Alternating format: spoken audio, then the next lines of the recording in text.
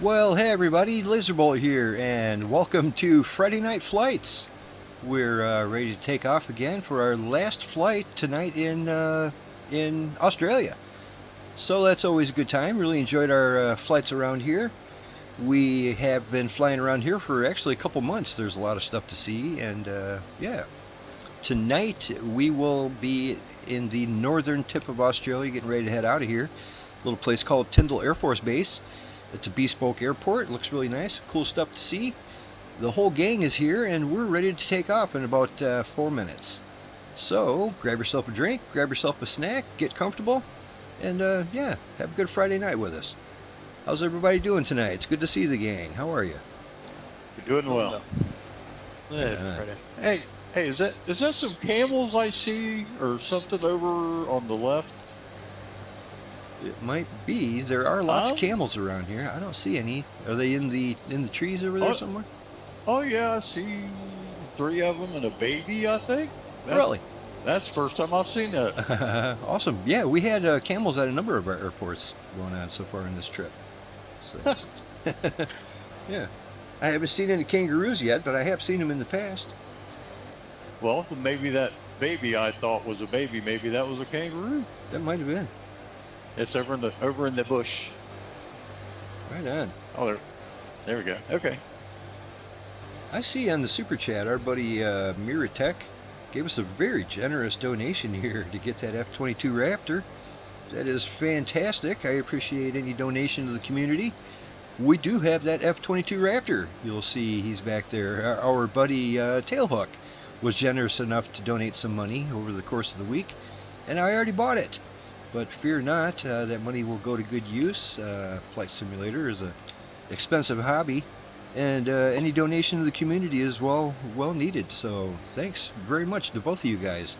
Appreciate that so much. Turns out that F-22 is quite a little bird too. I flew that around a couple times this week, did some landings in it and everything, and almost fell in love with it. It's a pretty nice little bird. It reminds me very much of that F-35. Just how stable it is and how fly-by-wire it is, to where it doesn't need trimming, it doesn't need nothing. You just point the nose and it goes where you point it. And I love that.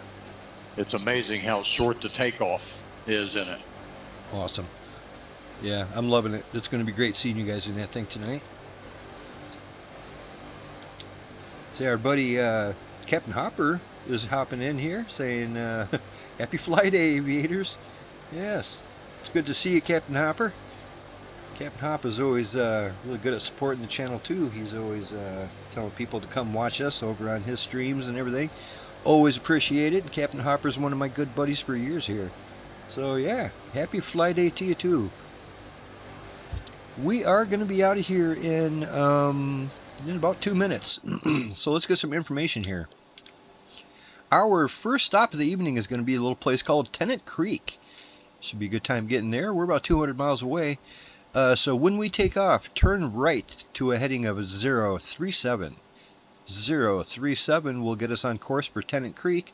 We are going to climb to 10,000 feet and try to maintain 260 indicated. 260 indicated at 10,000 feet. So we're going to be doing that in less than a minute. Make sure you get everything all situated and get your flaps going, and make sure you don't have your parking brakes on. Looking at the end of the runway there, I see our buddy Travis has joined us. Travis, it's good to see you, man. Happy Friday. Hello, happy Friday. Yeah, hello, right back to you. Good to see you, pal. We're going to be out of here in just a moment or two. Now keep that schedule. The single thing I figured out using 2 computers means I have twice the problems. Sorry, Coast, you're real quiet tonight. Check, check, check. Check, check. Can hear you. How's it going tonight? Good. I'm using 2 computers right here, so I got twice the problems already. already bombed out on 2 computers tonight. 2 personal confusers. I set record. We have a new pilot joining us in the chat here, Mentat. Mentat, good to see you. Actually, might not be brand new. That name almost rings a bell. Maybe we have seen you before. So yeah, greetings. Pilots, it is 10 after the hour, so let's go ahead and get these birds in the air.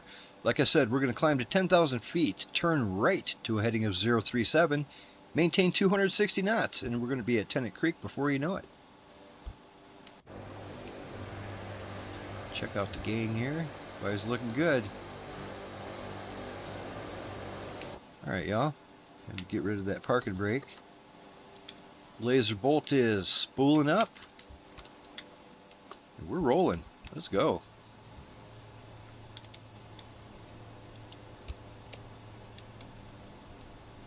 It's always great to see everybody on a Friday. Makes the week all worthwhile. This is one of my favorite things all week long. And I love seeing all my buddies around here. It's good to see you guys. Indeed.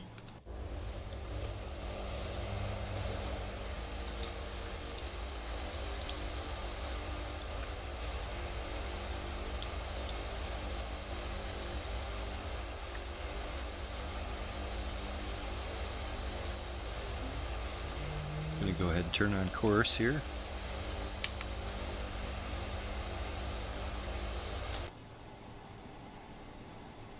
Yeah, one thing I forgot to mention is anybody who's using that Blackbird C-130J that they got, that last update that they sent us last week was borked. It had a little bit of problems, especially with the autopilot and stuff like that.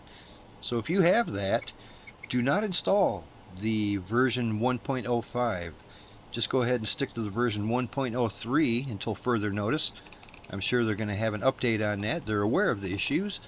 And it was causing all kinds of, among other things, autopilot problems, where basically all of your autopilot functions are completely inoperable. No heading hold or altitude hold. Even the auto throttle wasn't working. So if you got that update in an email, don't install it. I'm sure they're going to have a hot fix for that here pretty soon.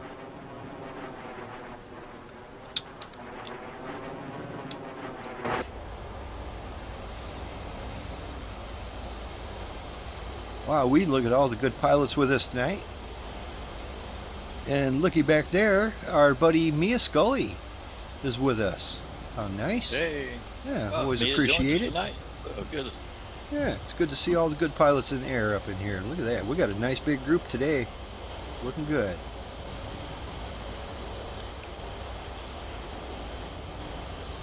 And look at these beautiful F-22s that we have escorting us tonight. Wonderful. Love that airplane. Like I said, it was a wonderful donation to the community. Always appreciated. And yeah, I took it out for a little spin the other day too. I loved it. It's I've mentioned before that fighter jets is not usually my cup of tea. It's not my speed. But I took it out for a test run just to you know, got a new airplane, might as well test it out. It was great. Yeah, oh yeah. It really is. It's quite a nice airplane.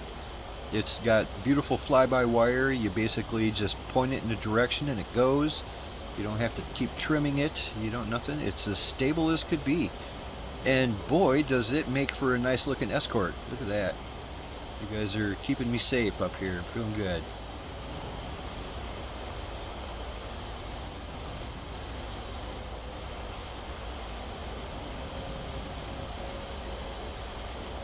Oh, that's right. That's right. I recognize the name Mentat now. That's Tailhook's buddy. There. So yeah, cool. I recognize the Mentat from the Dune reference. Very cool. Big Dune fan myself. I know. I think last week I said Mentat that Duncan Idaho was a Mentat. I believe in the first book he's not a Mentat, but eventually he is. Like after, because he dies in the first movie, and then they make a golem of him, or a Gola, and I believe that one is a Mentat. And if you get further into the books, my favorite book out of all of the Dune books is the strangest one of them all, God Emperor of Dune. That is miles ahead for me. That is my favorite Dune book.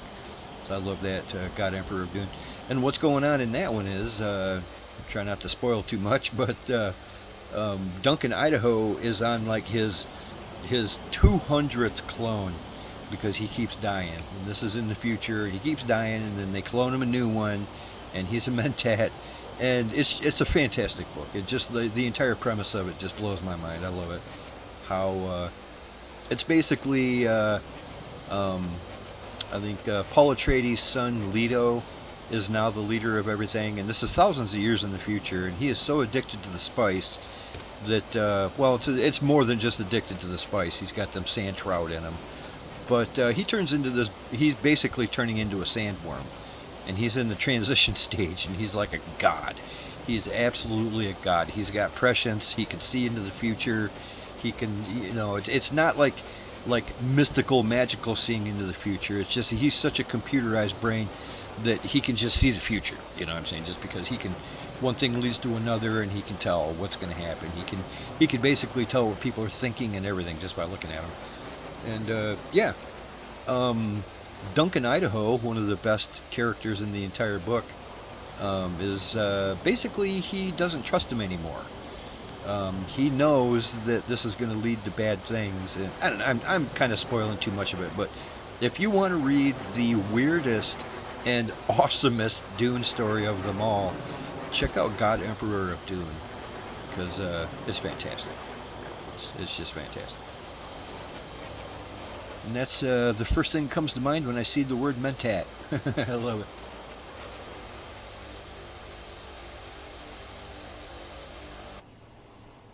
Looking good, Tailhook. Tell you what. Thank you, sir.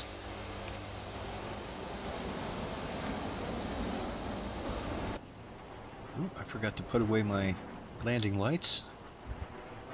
Do that before they snap right off. I remember that. I don't know. We had somebody comment about that a couple weeks ago. That I had my landing lights out. I mean, it says that you have to put them away before you get to 170 knots, and that doesn't seem right. That seems a little picky. Yeah. I don't know. It's not impossible, but that does seem a bit weird to me. Yeah.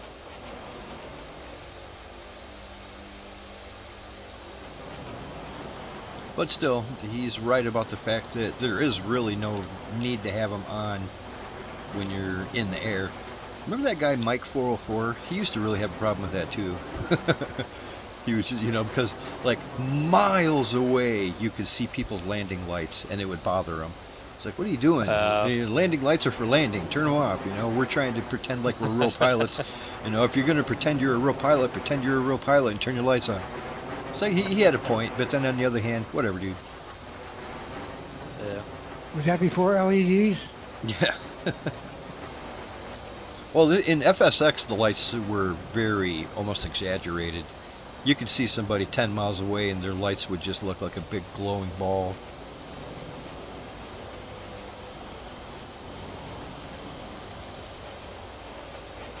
Yeah, Captain Hopper likes this bird.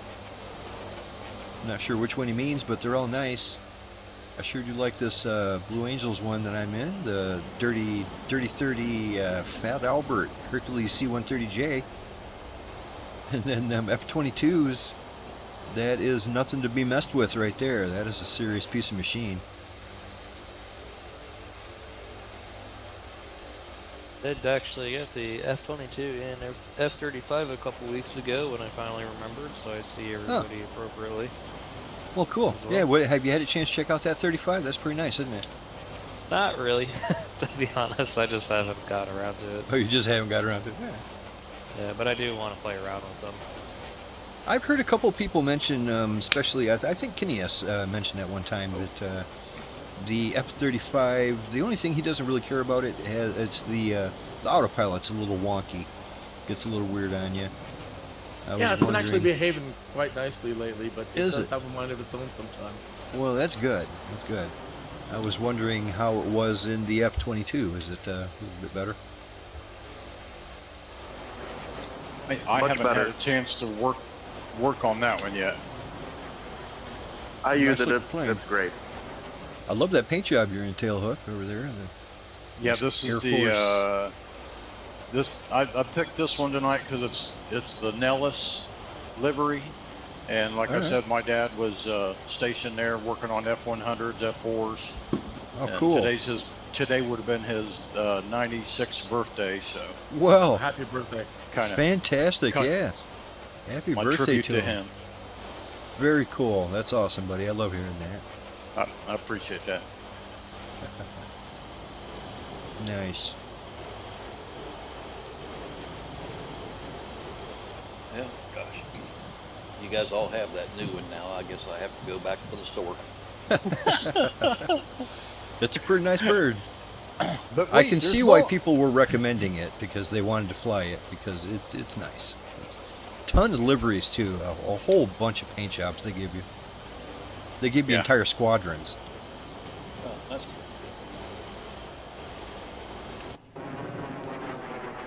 I just cycle between the two, F-35 and the F-22. Yeah. There you go. Use Yep. one then the other.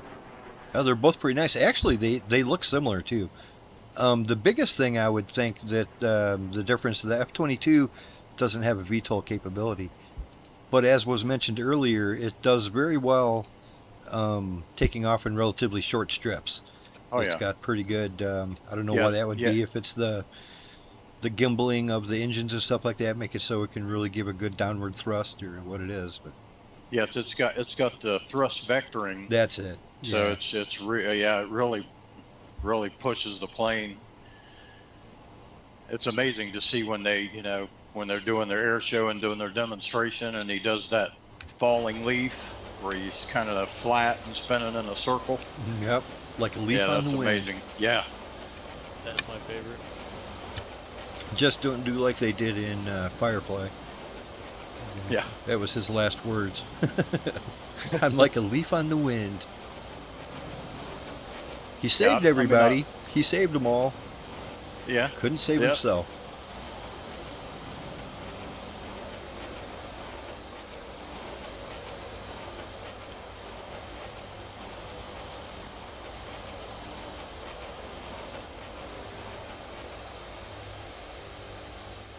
Well, our first destination is in the database, so at least you can do a direct to course for that one. And nice thing is there, we can tell that we're only 153 miles away. I'm not actually following the course of it, I'm just doing it by heading hold. But I like being able to see how far away we are. That's pretty nice. It's always helpful. I think the only airport tonight that we're coming into is our penultimate airport will not have, it's not in the database, so we'll have to play that by ear. I'm going to coast up here in that beautiful Captain Sim C-130H. Love that bird. Good to see you coast. Good to be seen. Yes, it is. So how's everybody's weather been lately? It's been rather hot around here. Although, I think I'm getting it kind of easy. It's only like in the 80 degrees around here, so that's not too bad. It's pretty hot for us, but that's not too bad. Some of y'all got much worse than that, I'm guessing. You smoky? Yes. Yeah, with all those wildfires up in Canada, it looks like London yeah. around here. Even like midday, it's just like a haze, like a fog. And yeah, everything smells like a campfire. Yeah, we've got that down here in Columbus as well. Yeah. Yeah, hopefully everybody in Canada is doing all right. If there's anybody in Canada in the chat, go ahead and leave a note. Let us know you're still breathing. I heard Toronto's not doing so hot with the amount of smoke we're getting, but Oh, I'm guessing as bad as we're getting smoked out, it's real bad there, especially the places that are on fire. And there are, I saw the map, there's quite a few places right here in Michigan too that are like forest fire going on. But the real big main chunk of it is in Canada. Yeah. Yeah, remember, we're just a hop, skip, and a jump from Toronto. Mm-hmm. Yes, we are. Well, we have it a little bit better around here too. I mean, because like when you got wildfires in California, that's like they're having wildfires a block away from where people live. You know, that's a whole different issue. I mean, mostly in Canada and Michigan, these wildfires are out in the woods and there's nobody for 100 miles, you know. But in California, when they're having their wildfires, it gets serious. It's putting people out of their house. And I'm sure it's pretty serious up in Canada. But there's a lot of wilderness up there, a lot of room in between. I just love seeing my pilots up here hanging with me. That's great. You guys are looking good.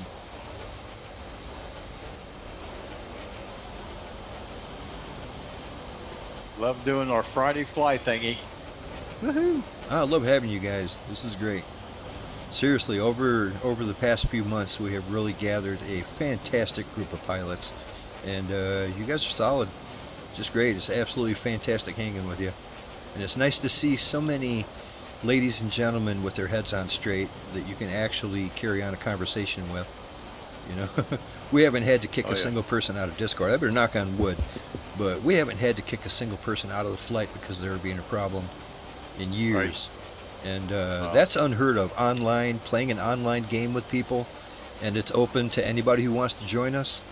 That we keep getting people joining us that are just great people. So yeah, I gotta hand it to y'all. You really make these Friday nights special, and I enjoy it.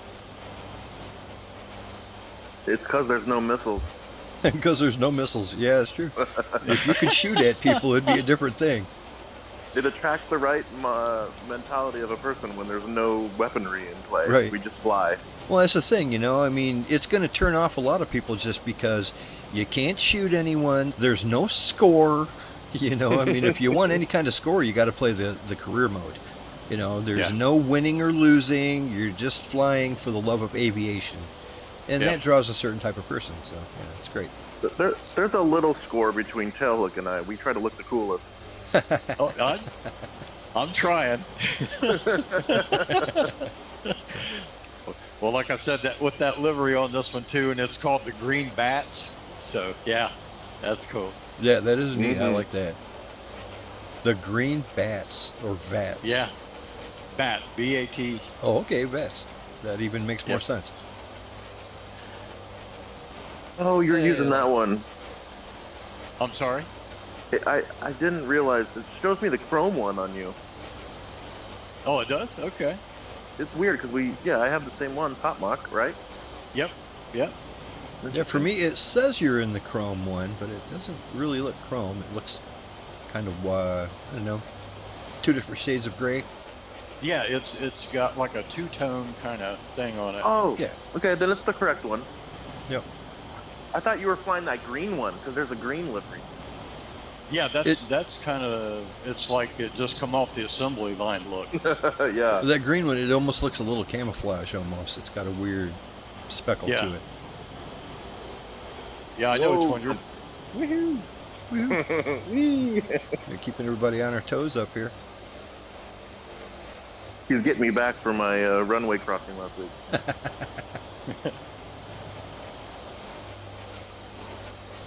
Green might be a corrosive, anti-corrosive paint layer. Or the radar absorption paint, maybe. Possibly too. Yeah, I'm not so sure. Actually, I don't think anybody. There's probably only a few hundred people in the world that know exactly what it's made out of.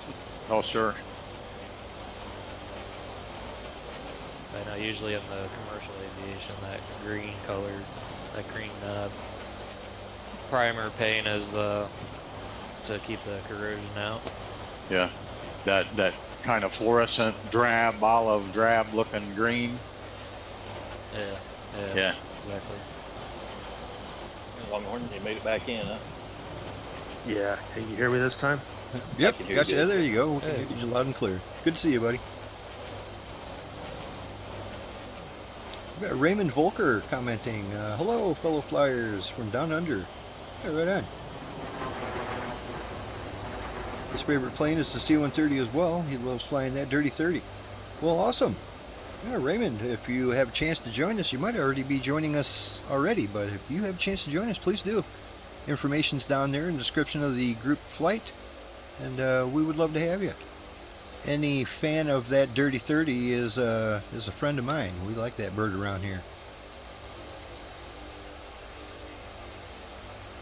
Hopefully, like we were talking earlier, hopefully you're not using the new update that they just gave out last week, the 1.05. 1.05 has a lot of issues with the autopilot, and it broke a bunch of stuff. But you can easily just revert back to 1.03 and everything works fine. Yeah. So you'll notice as we continue heading north, we're going to have more and more trees and stuff. Eventually, the place we land is going to be nice and green. It's going to be a nice green forest area. It's beautiful up there. Speaking of, let's go ahead and get a little information on our first stop. We're heading to Tennant Creek. Sounds like a nice place. We're looking at Yankee Tango November Kilo for Tennant Creek. Let's see here.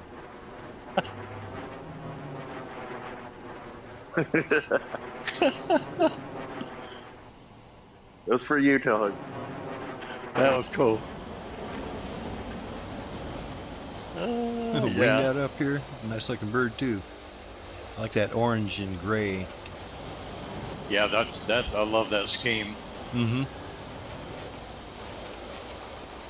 Also like the one that's kind of white with the airborne, like the insignia on the tail.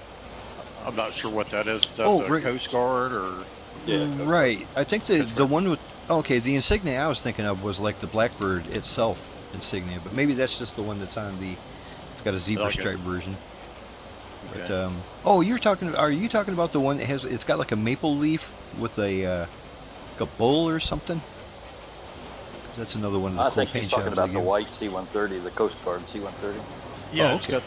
got the Air Force insignia on it. Like what's on the Blue Angel one and on Wingnuts over there. Oh, right on. Yeah, they get some pretty But it's nice on paint the jobs tail. with this.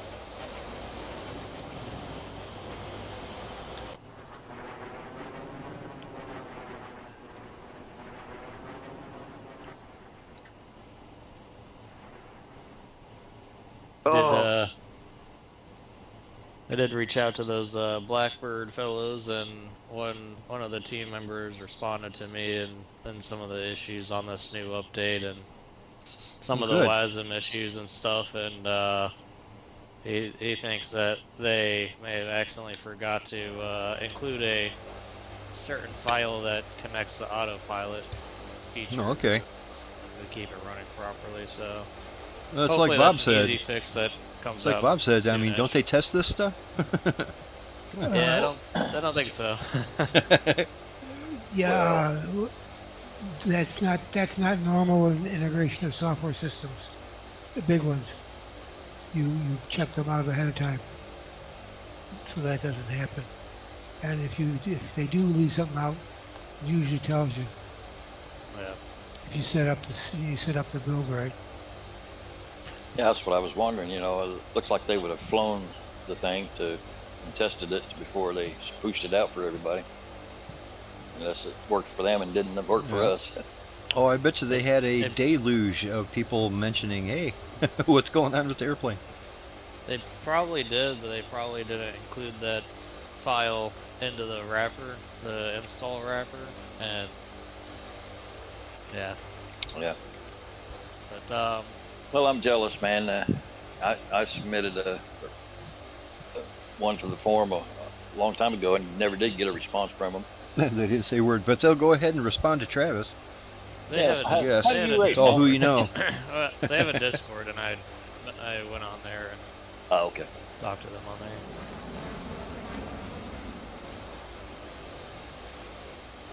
But yeah, the WASM stuff is probably going to be more reliant on. It sounds like there's a lot of developers as well that with the orange screen, WASM orange screens crashes,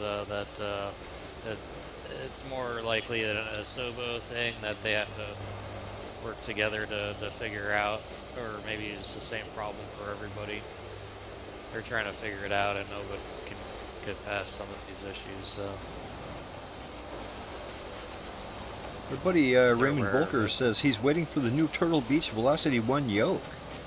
That's cool. Isn't that something that one of you guys around here just bought? That Turtle Longhorn Beach? bought Yeah, it, I got one. and Right I on. got one. He says he's got throttles and pedals, and hopefully he'll be able to join us on Friday flights soon. Well, that sounds fantastic. I hope you love that stick, or that yoke.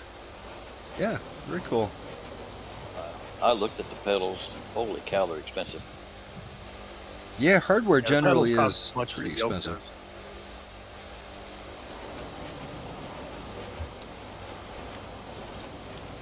Pilots, when we get to Tennant Creek, plan on landing on runway 7. We're doing that. Runway 07 when we get there. Mainly because it's kind of straight in, so we're going to be doing that.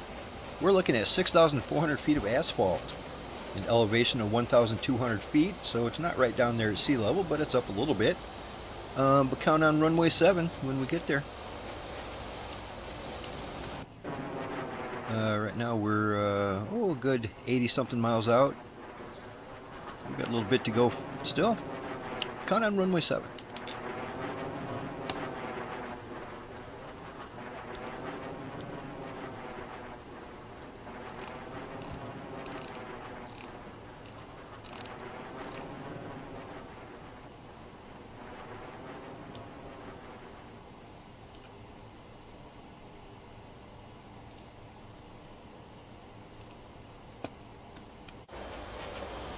Just look at these fantastic birds up here. Loving it.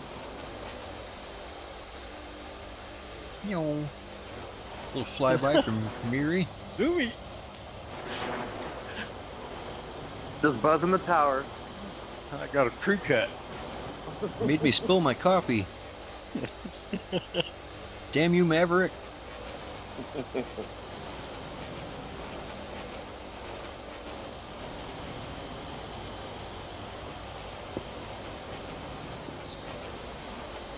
It's a little sad that this is our final flight in Australia, because Australia was just delightful. Loved it. Not only did we see a bunch of cool places, but we were visited by a number of Australian pilots while we were here, so that was always nice. But look on the map, you can see we're almost out of here. When we leave out of here, we're going to be going over here, I believe, what is this, Indonesia and all that kind of stuff. Head off over this way. We're going to end up probably near India, all that good stuff. One of the places I would like to check out while we're in India is somewhere off the coast of India, right here in the ocean. Is that cool little island called North Sentinel Island. If you guys are aware of that, but it's one of the most ancient places on Earth, as far as the people that are living there have been cut off from the rest of civilization for tens of thousands of years, and they don't know anything about the modern world. I'm sure they see the occasional airplane fly over or a boat go by, but they're pretty all to themselves. As a matter of fact, it's the island is owned by the country of India, and they made it illegal to go there. You can't go there because the people of North Sentinel Island have made it clear with arrows and spears that they don't want people visiting them. so India just says stay away, don't go there, don't mess with them, don't try to be nice to them, don't nothing, just leave them alone. They've been just fine for tens of thousands of years on their own, and they'll just be fine without us. So I like that whole story there. Let's leave them alone. You say it's just a lot like Florida. It's a lot like the Everglades up in there, huh? No 70 cell miles. phones. There you go. So I hear you throwing fight moves out there. Yeah, I was waiting for that, Travis.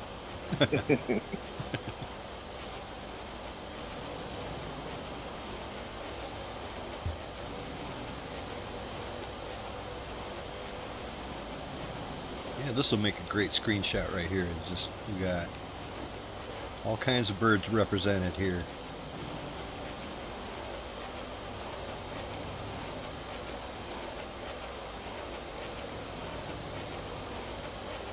Before too long, maybe another 10 or 15 miles, I'm going to turn to the left a little bit. That'll help us line up with that runway 7. And then when we're roughly, I don't know, 30 miles out, I'm going to descend down to, I don't know, let's say 3,200 feet. That'll put us a good 2,000 feet above the ground. We'll get set up for that runway. Not the longest runway in the world, but it's not short. I say that was about 6,000 feet. Yeah, 6,400 feet. It's plenty. It's actually way more than plenty.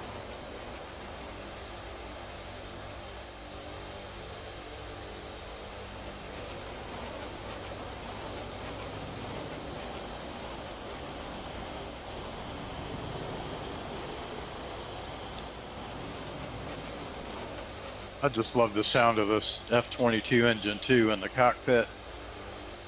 Yeah. That's cool. Yeah, I That can is hear that cool. outside my cockpit. It does sound tough.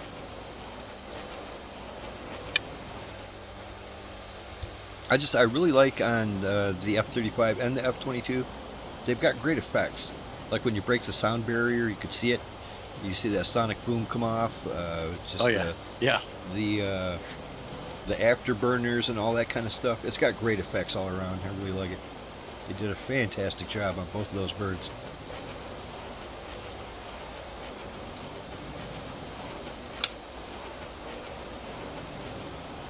Yeah, I bought that YF-23 as well the other day. What's Check that all that about? out. Oh, it's the one that the F-22 beat, you know, in the trials to be the first stealth. Northrop Grumman, yeah. Yeah. So it's an odd shaped plane. I'll tell you that. Almost looks like a diamond, but Yeah, tails. it's a double delta. Delta Oh, all right, manifold. yeah, I've seen that from the profile. Yeah. Another one That's- that people are going to say looks like a UFO. Yeah, when I was it's over close. when I was over at the Pima Air Museum, I bought a baseball hat in their store many years ago, 2012, and the aircraft that they sewed on there was the YF-22, the 23. Neat. 23. Yeah. The 23 was the 22. Yeah, future aircraft. Yeah. Well, by that era, it had already lost the competition. You know, it was over with. Yeah. But they had to get rid of the hats, you know. Sure.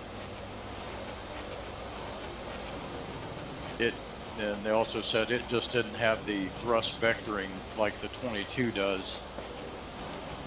And that's kind of why the 22 won. And plus, I guess the Air Force kind of thought it was a weird looking bird too. So I don't know if that has anything to do with it, but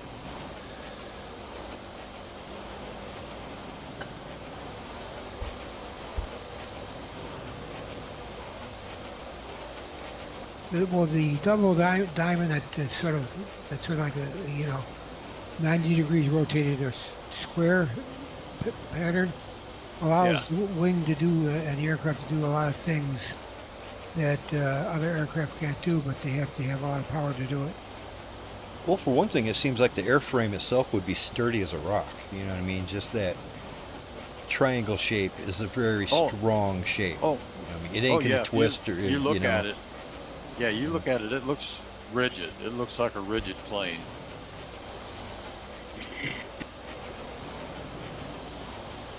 It's got an extremely large flat belly, and it's got like a black widow mark on the underside of the belly, Cool. like a red black widow. Mm-hmm. Yeah, it's pretty cool. Yeah, I like that. It's appropriate.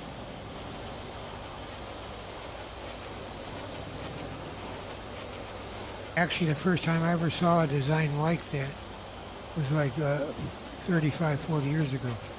They had aircraft out like that. Northrop did. They recycle things. Was it still in development at that time, or it's been around all that long? It was an experimental aircraft. Okay, yeah, that seems like it's a little more modern than that. Yeah. Yeah, I think that was back in the 80s, 90s, when the 22 and the 23 were being developed. Something like that. So we're only 42 miles out. I am going to go ahead and turn north just a few degrees. How about the heading of 025.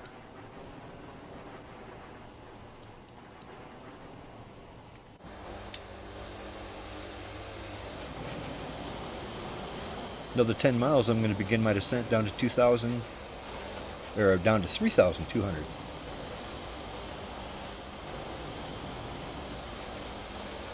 Tell you, we've got a tough looking group going around with us tonight. Look at that. Just fantastic.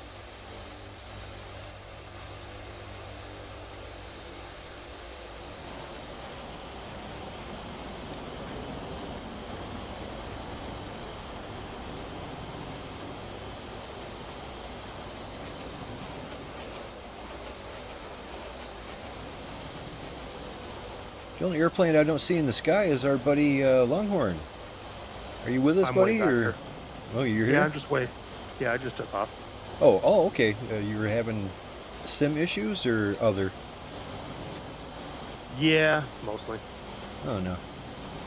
My sim has been running Yeah. fantastic lately. As long as I'm using version 1.05 or 1.03, sorry, 1.03 on that Dirty 30, I'm having just great luck. These last couple group flights have been fantastic. Absolutely, everything's running like a top. Haven't had any crashes. My Blackbird is performing wonderfully. It's not giving me any surprises at all. And I'm loving that. Everything is so good when it's good.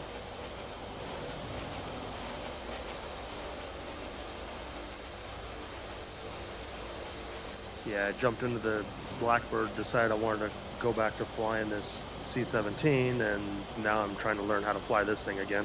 Yeah. So I can't get my auto throttle to go any higher than 215 knots right now. You sure On what, your your gear's up C-17? and your flaps are up?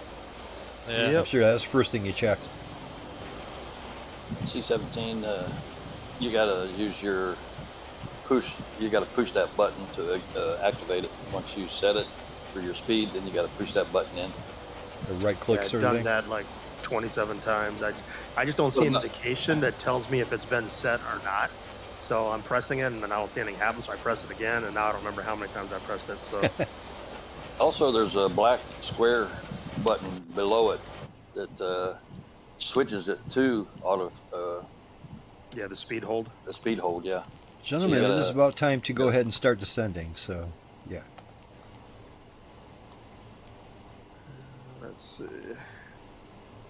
I'm going to go ahead and do that. I'm going to drop down 3,200 feet, and we're getting ready for runway 7. Tennant Creek, here we come. Look at that, smooth as silk. Boy, I love it when it works good. When it works good, it works great. It didn't jack you up a couple hundred feet. No, it did not. Hey, I'm excited. Our final destination tonight, Tindal Air Force Base, has a ILS approach. We have not had an ILS approach in a couple weeks, and I love those. So yeah, we're going to be doing that when we get to our final stop of the evening. But for now, we're coming in runway 7 at Tennant Creek.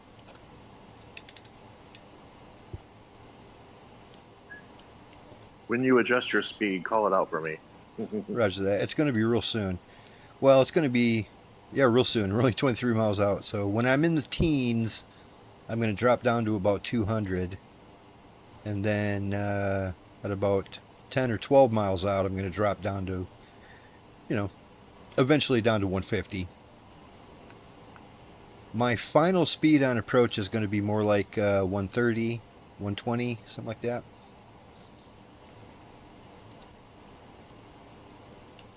We're getting relatively lined up with that runway already. We're going to be turning final approach here before too long.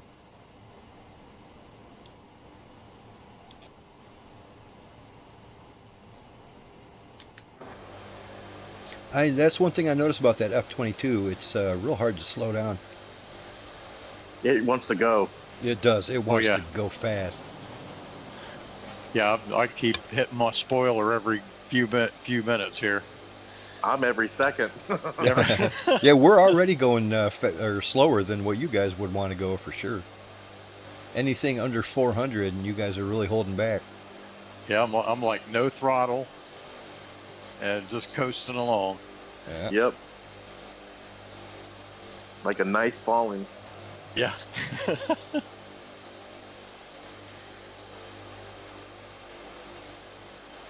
Yeah, But here it in, did- I'm going to begin slowing Just- down to about 200 here in about a minute.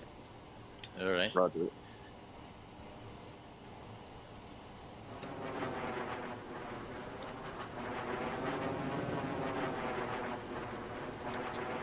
Oh, for some reason my heading hold turned off. Oh, my heading hold doesn't want to turn on. Well, isn't that great? Looks like I'm having that issue. Not good. I was wondering why I was drifting off to the left over here. Anyway, I'm going to go... I got to just play straight old stick on here. I'm leveling up at 3,200. I'm going to turn to final approach right now. And I'm also going to begin slowing down, so we're doing that.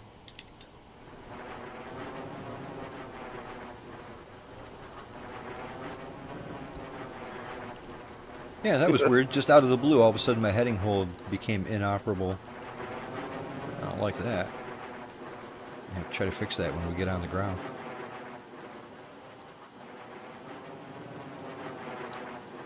If I don't hurry up and make this turn, we're going to overshoot.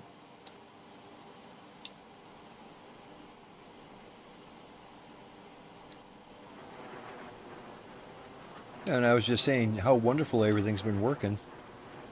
Yeah, I was getting ready to say that. Yeah, I didn't even notice that I was drifting off until I got in the cockpit and I noticed that my horizon was not level. So yeah, I'm going to go a little bit to the right of directly in so we can get back on course. It's alright, I'll let Travis catch us. Yeah, it's Yeah. kind of accidentally off to the right there. So I'm Just slowing kinda way down, guys. coming We're a little only 13 miles out. I'm gonna bring her way down, about 160 knots. In another couple miles, I'm gonna make it 140. Put some gear out. I'm doing it. I'm staying with you all the way. Right on. Yeah, you guys are good. I had a hell of a time, just like I said when I was testing out that F-22. I did a few landings, and boy, I tell you, to slow down, you got to plan way ahead. Way ahead. You got to start slowing down 10 miles back, or you're not going to make it. Yeah, that's why I'm trying to drop back just a shade. I'll see if I can make it with you guys here. You can do it, come on. I can do it. Alrighty, we're only 10 miles out. Runway 7. Just drop your gear at the last second, tailhook. No, I got you. I'm slowing to 140 at 10 miles out. I'm going to give myself some gear at about 6 miles out.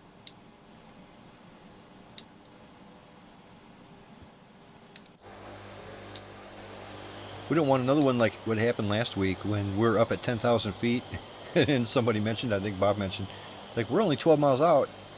It's like, whoop. Okay, it's time to start slowing down. You landed it though. It was awesome. I was amazed I was able to slow down in time.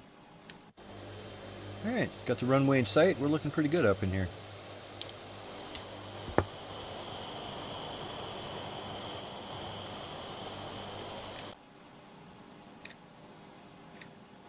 She's pitching on me.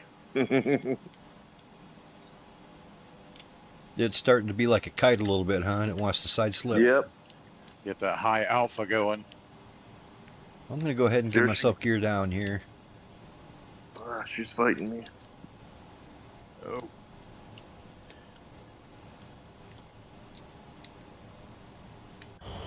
Coming up fast on behind you, Wingnut. I got you. I'm doing 140, so if you need to go ahead, that's fine. 185. You got Oh, your okay. Tech, you got your spoiler on just full? No. I'm just gliding her in. You guys got that high alpha happening up in here. You slowed down, but then you sped up, so it pitched. Yeah, it pitched up for me. That's why you don't want to drop your gear till like the last second. I got you.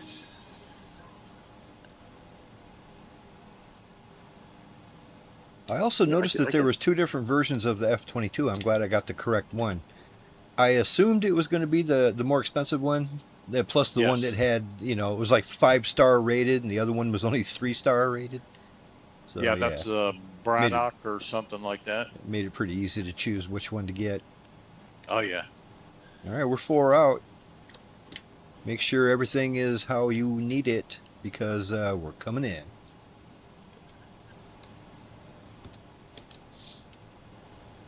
I don't know if anybody's noticed, but I haven't had any issues with my stick in a while, and I 100% solved that issue.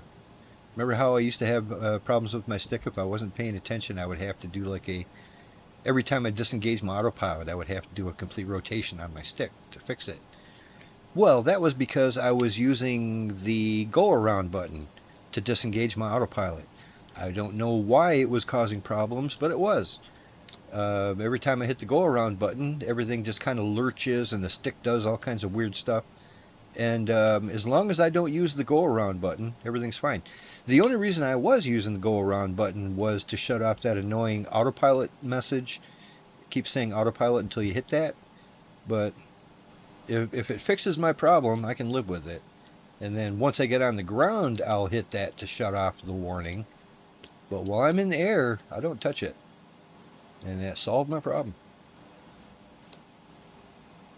Yeah, I wonder where the clear button is for that, because there has to be one. I can see even if I'm on the ground and I hit the go-around button, it jerks my stick all over the place. I don't know why it does that. It's really weird. I'm going to land a little bit long here.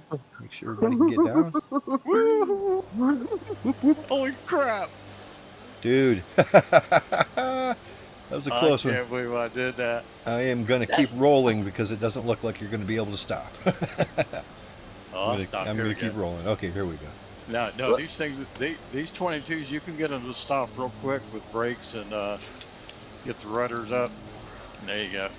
Well, that was fantastic. Stabilizers up. There you go. Tell you what, I don't know how you guys avoided hitting me, but that was fantastic. Those birds are real hard to maneuver at slow speeds like that. Wonderful. Good job, guys. Whew.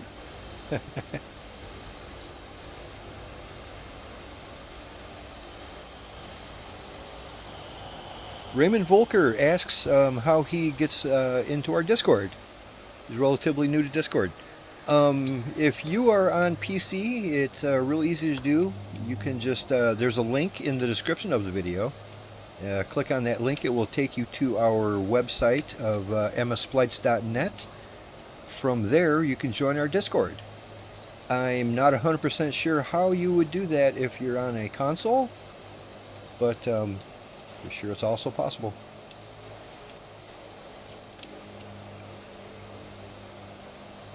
I think we have a permanent link somewhere I can fish up after I land here.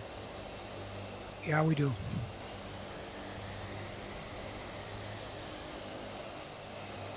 I can't wait to watch that landing later. I think it was awesome. Yeah, at the last second, I looked back and caught you guys coming in. Like I said, very high alpha. You guys were scraping your tail, Oh, but you I managed. had to get up out of my chair to see where the runway was. I was just praying my gear were down. It's like, oh God. Yep. Hope they're down. I think next time, Tailhook, we'll just escort him in and then we'll do a fly around. There we go. We'll do that. Because the F-35C is way easier to maintain lower speeds. Yes. Well, I agree especially with on that. that one that's VTOL. Yeah, Kineas is king at that. Trying to learn. Get there. It looks cool when you're doing it. Yes. Yeah, every time I see a real good high alpha on landing, reminds me of a buddy we used to fly with, 4D, back in the day. They called themselves 4D. Honestly, I don't know if he was a guy or a girl. We never heard him speak. He never joined us in Discord, but they flew with us every week for years, and he was the best jet pilot I ever seen in my life. So much so. And he was so mysterious of a character. We never heard a peep out of the guy, but we just assumed he was a real pilot. We just assumed, I don't know, is this guy a Blue Angel or something? Because it was astonishing, absolutely astonishing how he controlled that bird. It was amazing. You guys remember 4D, don't you? Any bird, any place he wanted. Any place he wanted to. It was the craziest thing. He would blow our minds every week with the stuff he was doing. And he'd be a complete mystery. Like I said, as far as I know, he could have been a woman. I don't know. Never said a word. Remember the demonstration flight he did in the F-22? Oh yeah. Put it on our video. Yeah, yeah. Put it up on our website. Oh, it was crazy. Yeah, he would. Yeah, we would just sit at the airport, and he would do like an air show for us, and it was just like, good lord, look at this guy, so comfortable in that airplane. The only thing I wish they would change for that VTOL, the F-35B, is I wish it showed that your configuration changed. But on my screen, it hasn't changed. The configuration is still for level flight. What changes in the configuration? Do some fans pop out of the bottom, or? Oh yeah, the engine points down. Everything. Okay. Oh, okay. The hood pops up for more air. It looks awesome. Yeah, it seems like something would have to be going on. You'd have to have some kind of a nozzles pointing down. Otherwise, how's it doing that? Yeah, it's all routed through the wings and the body of the plane. I was surprised to see last week somebody had their wingtips folded up, and I didn't know it did that. It looked pretty cool. Yeah, you can. What? Yeah, the F-35 does that. That's neat. I like that. The C and the B. Just the C. Just the C. Okay. In the B, there's also two configurations. You have hover, but then you have another one where the engines are tilted about 60 degrees, and it's for really slow flight. Okay. Yeah, like helicopter mode. Yeah. Yeah, you can point it straight at the ground, and it's not falling out of the sky. So, Longhorn, Longhorn, how far away are you? Can we wait, or should we take off? Oh, no, go ahead and take off. Yeah, I'm still trying to get this autopilot. I didn't realize that it didn't load my whole flight plan in, so it just had my arrival and destination. So I was actually headed straight to the destination without realizing the two weren't in there. Right. So I'm going to go ahead and roll back out onto this runway, and we'll get ready for that second leg. Yeah, I'll probably catch you at the second one. Perfect.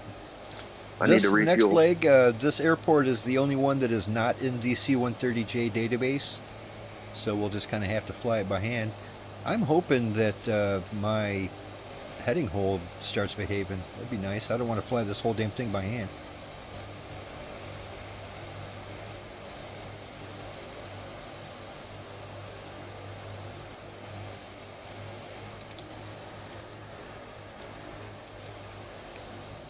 Well, that link sends somebody to the lobby, but that's good enough. I put a link in the group flight info channel that you could paste on, maybe copy and paste onto your YouTube or somebody, and oh, right on.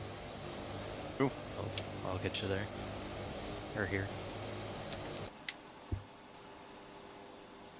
The other cool thing, Tailhook, is that the F-22 we can put on fuel tanks, so we can have extended range on these. Yep, that is right. I forgot all about that. And that's what under menu config, menu config sim. There we go. Yeah, you can do it when you fill up your plane too. I don't know if you do how you do your fuel, but if you just do left and right and leave the auxiliaries empty, it won't show. But if you fill up the auxiliaries, the tanks will show. Okay, I wasn't aware of that. All right. Our next destination is a place called Daly Waters. So we're heading to Daly Waters, guys and girls. That is at a heading of 344 from here. So set your thing for a 344 departure. We take off out of here. We're going to take a left-hand turn. That will get us on course for Daly. We're going to once again climb 10,000 feet. Try to maintain 260 knots indicated. And we're going to be leaving in less than 1 minute. Do they have a bar? I hope so. Just asking. I'm almost ready. Actually, that will be our penultimate stop. I bet you there will be a bar. Woohoo. Okay. Check your flaps. Check your brakes. And we're out of here in 10 seconds, guys. Once again, turn left heading 344.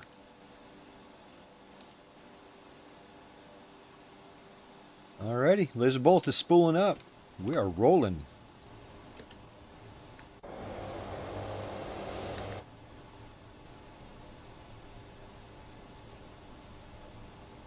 At least I solved my issue of not going over 230 knots. And there we go. Speed brakes work well. Yes, they do in this. That's handy.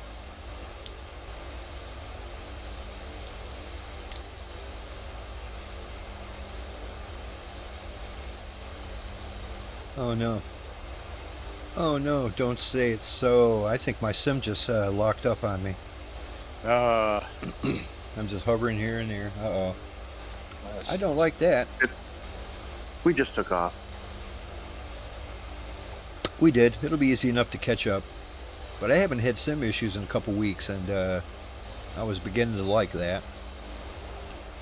Well, it does look like I'm going to have to catch up to you guys, so just stay on course, and I will be with you as soon as I can. Oh, I saw your shadow tail hook. You did the same thing? Yep.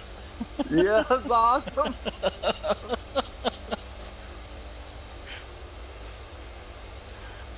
Oh, I saw both our shadows and you mimicked it, and I'm like, oh, that must have looked so good. Oh yeah, I pulled as soon as you did.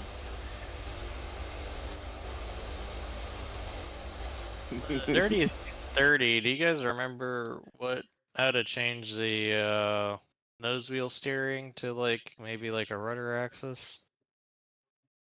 That would be Yeah, I'm trying Longhorn's to- Longhorn specialty there. Well, I just set it in the control settings for my yoke to the same rudder axis that I use, or the axis I use for the rudder, I also use for nose wheel steering. But on mine, for whatever reason, I had to invert the axis for the nose wheel steering because otherwise they were fighting against each other. Okay. So I Is went there in. one on the tablet thing for the Dirty 30, or is that There not- is, but I could never get that to do anything because I was hoping to set it there, and so I wouldn't have to keep going in and invert my axis. Because every other aircraft that I have, I don't have to invert my axis, but for some reason I do on the Dirty 30. So I kept playing with that tablet so many times that I gave up with the tablet. all right? Yeah, for some reason, like the rudder likes to work sometimes, and then it just, I don't know, that's just weird on the ground here. But all right, thanks. I think I'll just fight with it for now and see if I can figure it out later.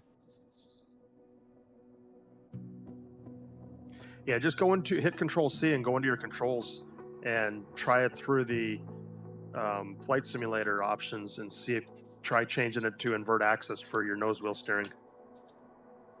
Or actually, it's your rudder that you're having problems with. That one I don't invert. Yeah, the rudder is fine. Let's see if there's nose wheel. Yeah, they're both set to the same axes, but the rudder on mine is set for normal use, and then the nose wheel is set for invert. Yeah, I don't know why that Ah. is, but that's an issue I've never had. I wonder if it's related to your guys' yokes. You have the same Oh, one, don't you? it did it with my Satec Did flight stick that I had before this. So oh,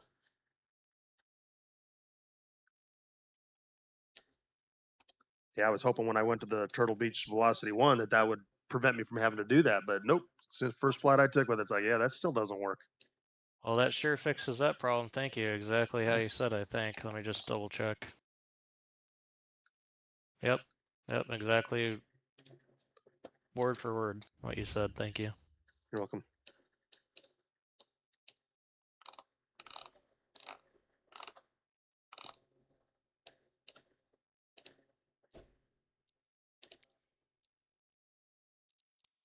It's nice to be able to steer on the ground a little bit more than just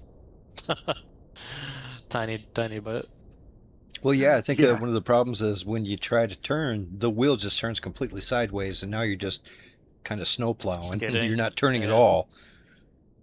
Yeah, I think what mine was doing is my rudder was like forcing it to turn in one direction, but because I had the nose wheel steering going the opposite, it was they're fighting against each other. So the thing just wanted to go straight. Yeah. Yeah, All right, no, that Travis. can. Good. We got you covered. Oh, thanks. Lazerbolt Lima 1 Oscar November. Taking off Oh, runway sorry, I'm 25. gonna take off Departing against you, straight out. laser. Yankee Tango November. I'll close my Kilo. eyes. Right on. What was that heading again? 344? 334. 334.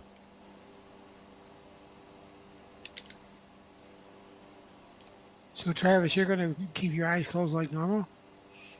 Pretty much. Worked so far.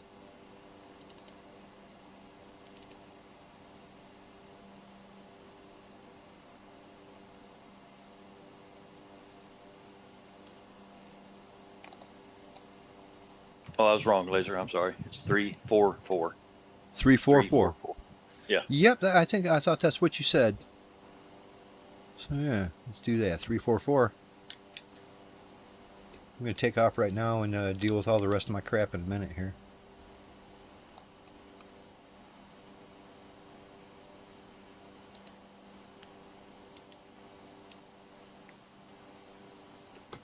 Those damn little things, they can fly like crazy. I have to work hard to get up the altitude. Oh. Thank God for thrust vectoring. Oh, goodness. You guys are having all kinds of fun, and I'm missing it. Oh, yeah. Or right You're above there. you. Yeah, you're Oh, there. okay. You haven't left the airport yet. Right on. They got a little bit of extra power behind their Oh, they can airplanes. catch up no matter what. Yeah. Right on.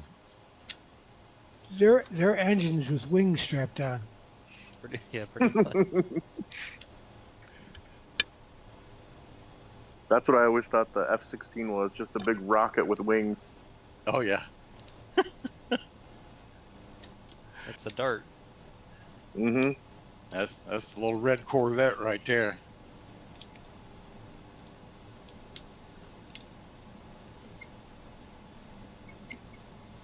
Ah, wonderful.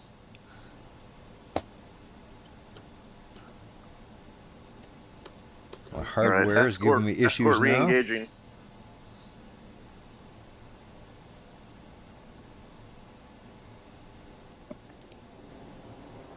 You just jumped out of your aircraft. My dad used to work on the F-16s in the Air Force, and what they do is they'd take some bets and put a big dartboard at the end of the runway and see who wins based on the score.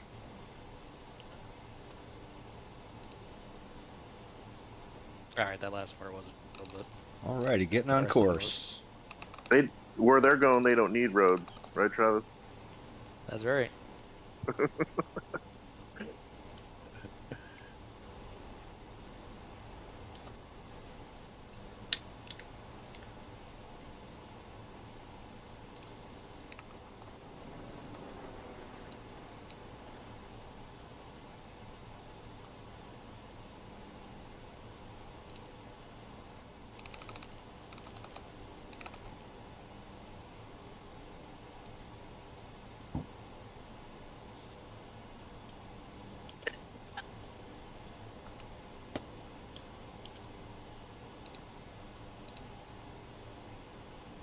Oh.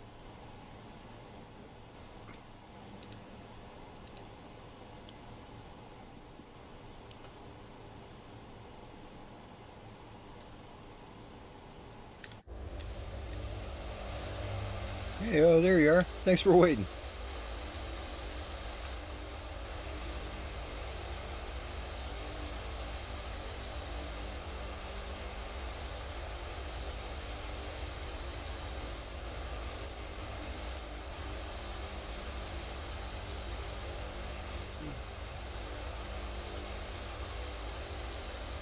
Right on. Kineas is pulling up the rear up here.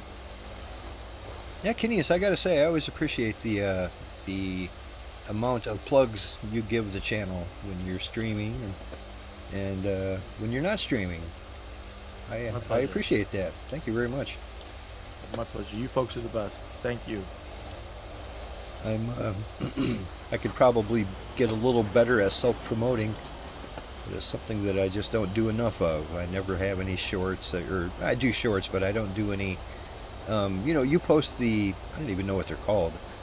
It's just like a, I don't know what they call it. Usually people are just posting dumb memes, but you're always telling people, you know, come join the stream on Friday, and I love that.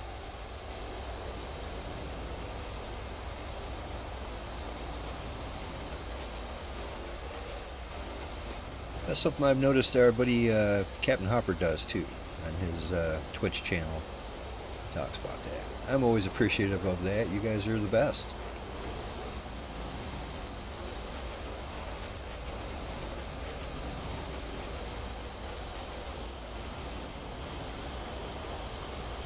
Alright, holding 10,000. I'm going to see how fast I can get this bird to go. I'm aiming for Let's do it. 290. Let's see if we can get this thing up to 290. Let's burn some American fuel. Let's let her rip. Thought we were using kangaroo gas. Just stick the nose toward the ground. You'll make it.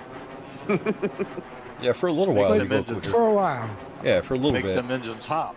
And then you'll just go right down to 0. Let's make these planes dynos soar. Good Nice. brakes, though. Best brakes ever. We break everything. I mean, technically, you know, the planets are moving at some odd speed in space. You'd still be traveling. Yeah. Little bits and pieces that we'd be traveling all over. Technically, they also call it junk. Yeah.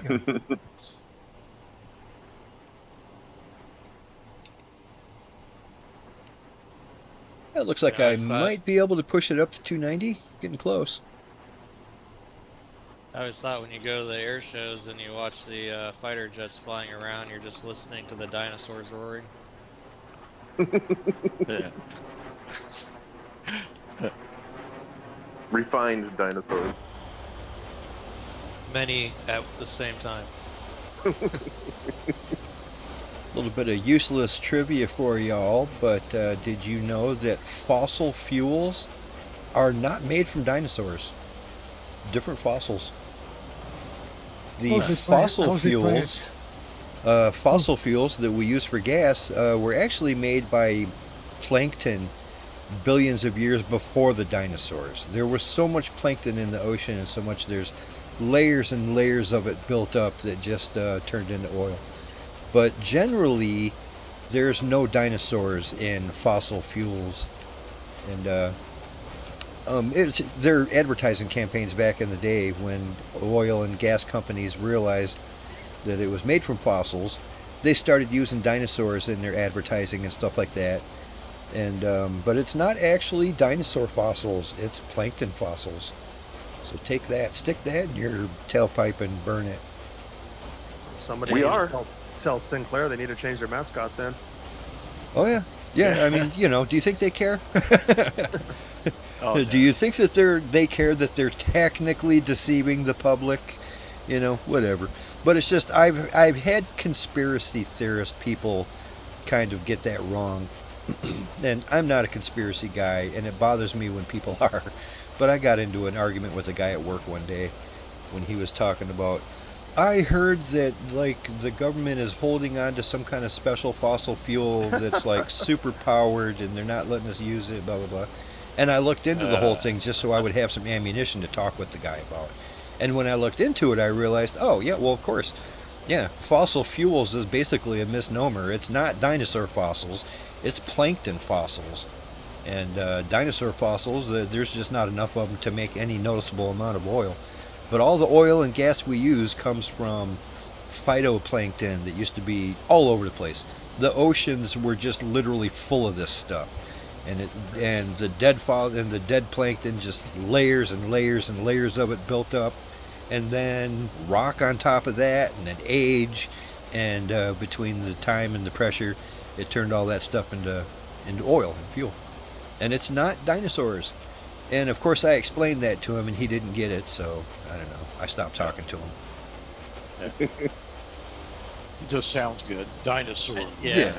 And like I said, it doesn't help that the companies back in the day would, there'd be like a brontosaurus on the gas pump, Yeah. It's like, yeah. well, that's it's a cute mascot, but it's not technically correct. And when it comes right down to it, who cares? Whoop-de-doo. It's a small thing. But some people take that small thing and make a conspiracy out of it. Yeah, whatever. Yeah.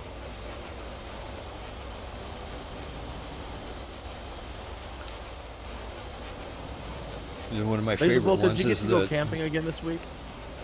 Sorry, bud? Did you get to go camping again this week? I did not get to go camping this week. I was kind of planning on it, and a few things came up. I never ended up doing it. I'd like to go next week, but I'm looking at the forecast, and it says rain. But then on the other hand, rain wouldn't be all that bad. That's cooled off a little. So Yeah, we we'll know see. about I'll play it by ear. your rain adventure. Yeah.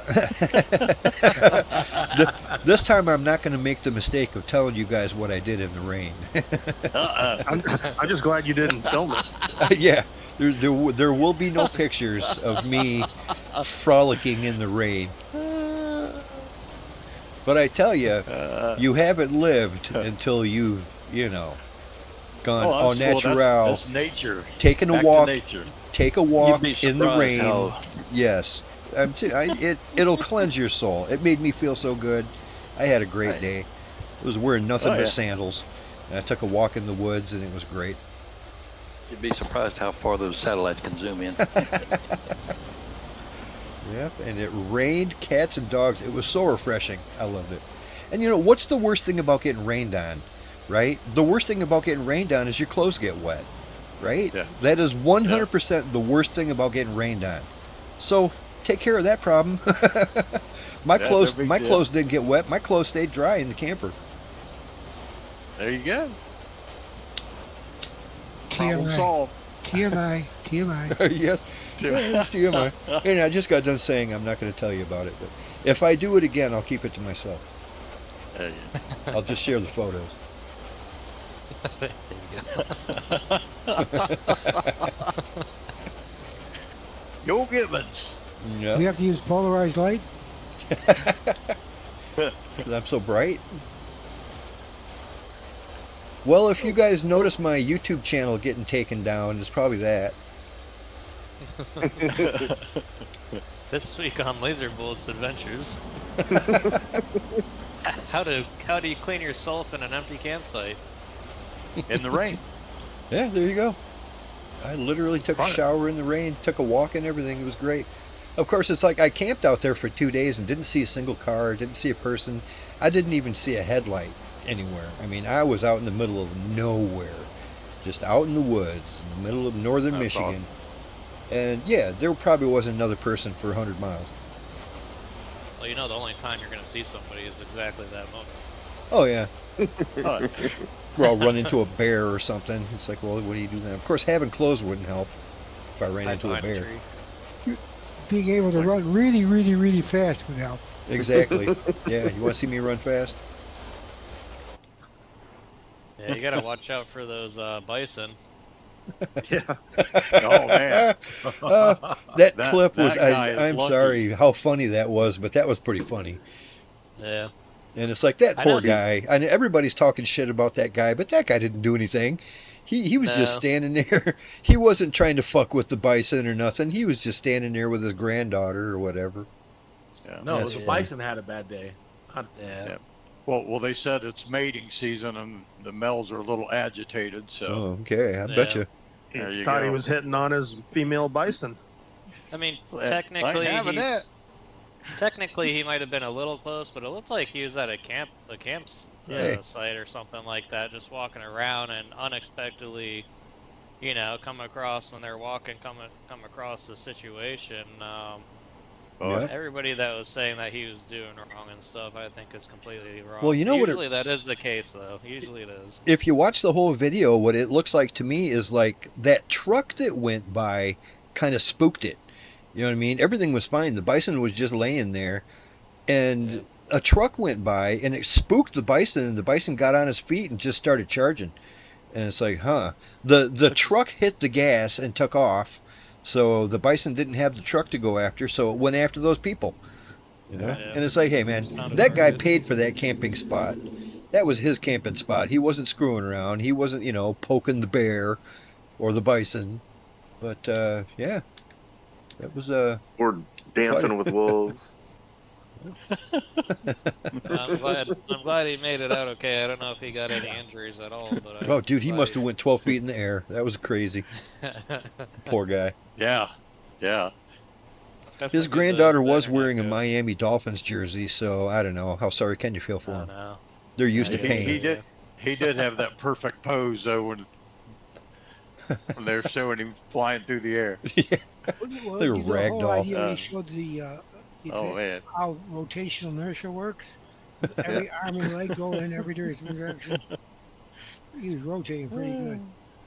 I think we have somebody following us in a C-130J called Greg Groom 100. Great.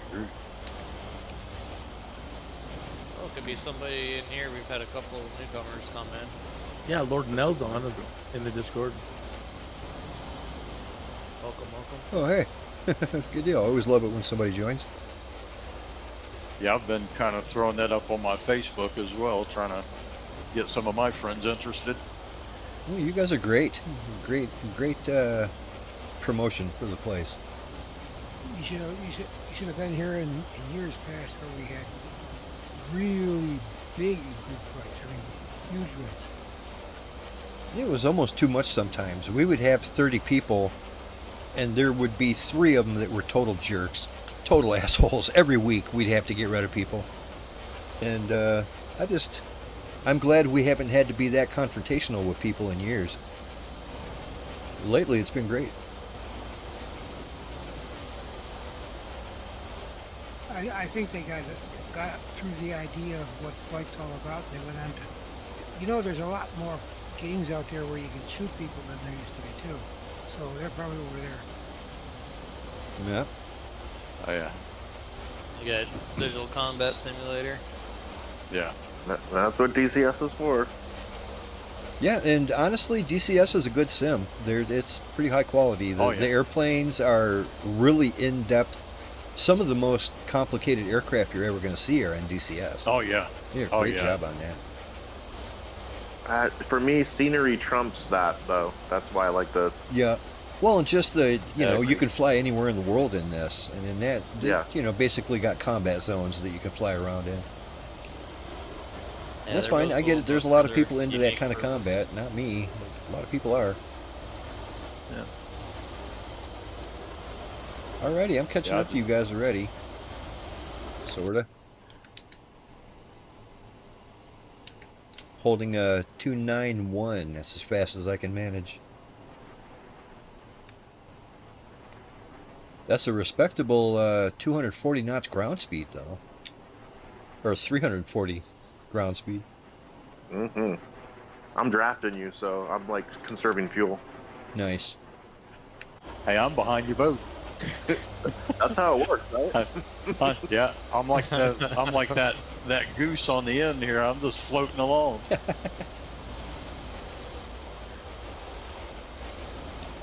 I'm not sure it works quite like that in airplanes, but Oh yeah. Well, I want to pretend.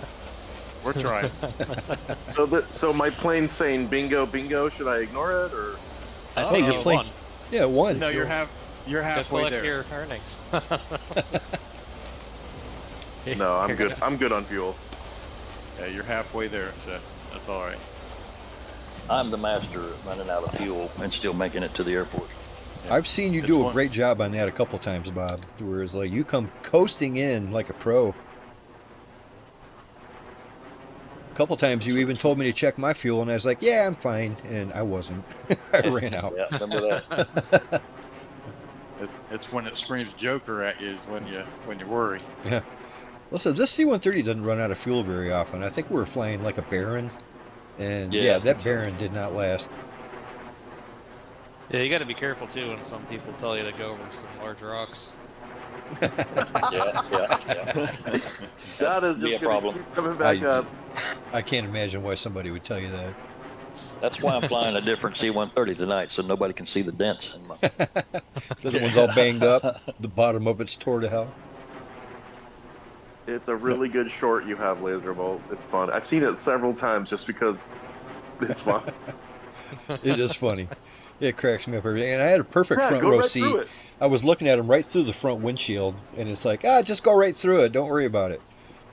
I honestly thought that you could go through stuff like that. You can go through some stuff and not other stuff, you know. Well, apparently you can't go through those. Poor Bob. Poor Bob got it hooked right up on that. Here's the rule of thumb. Whenever somebody says that laser says anything you can go through, just forget it. Don't worry about it. just forget about it. Yeah. Sorry, the laughing was at your expense, Bob, but it was worth it. No worries. Yeah, it made for a good short. How's the rain down there, Bob? Off and on. It's just hot and humid. It's killing me. Yep. We're raining most afternoons down here, and just a typical expected around 95 degrees. Ooh, that's high hot. and higher humidity, at least 50% around there anyways during the heat of the day, and then when it cools down that decreases, so you're just, no matter what time of day it is, you're just hot and sweaty. Yep. Yeah, that's a bit Well, I'm much. pushing 80 degrees now, and it's 81 humidity. Ooh, that's that humidity that gets you. Because 81 degrees ain't all that bad. That's what we got right now, and it feels a lot cooler than it did a couple hours ago. That humidity though. Yep. And 76 degrees, 85% humidity. What? In Florida? Yeah, it rained earlier, so it's probably why it cooled down a little faster. Okay. So, you know, your weather's sounding a lot like mine here in Tennessee lately.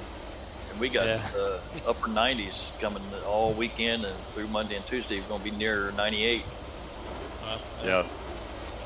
Yeah, that's where we're going to be at next week in the 90s, mid 90s. What was it? Montana hit 118 earlier this week. Ouch. Dang. Man. Yeah, that's too much. Yeah, I that's said that's 80 their around all-time here is a record bit high. much, but whew, couldn't imagine that. Oh, I've seen it all the time in Phoenix, but Montana? It's Yeah, pretty that's- dry, but ain't that's- Phoenix dry out there. You know, Phoenix gets a lot of misinformation about being dry. I mean, it's not Florida wet, but it's definitely not dry either. Not in Okay. July. July and August, it'll be 110 with 50% humidity. Oh, really? Oh, boy. Because you get the afternoon thunderstorms that come through. Yeah. Man. Here it's dry. I mean, everybody was warning me about here. I mean, it's like, oh, it gets hot here. It's like, yeah, it gets 110 here, but in the summertime, you're not going to see the humidity go over 20%. So That makes a big That's- difference. Yeah.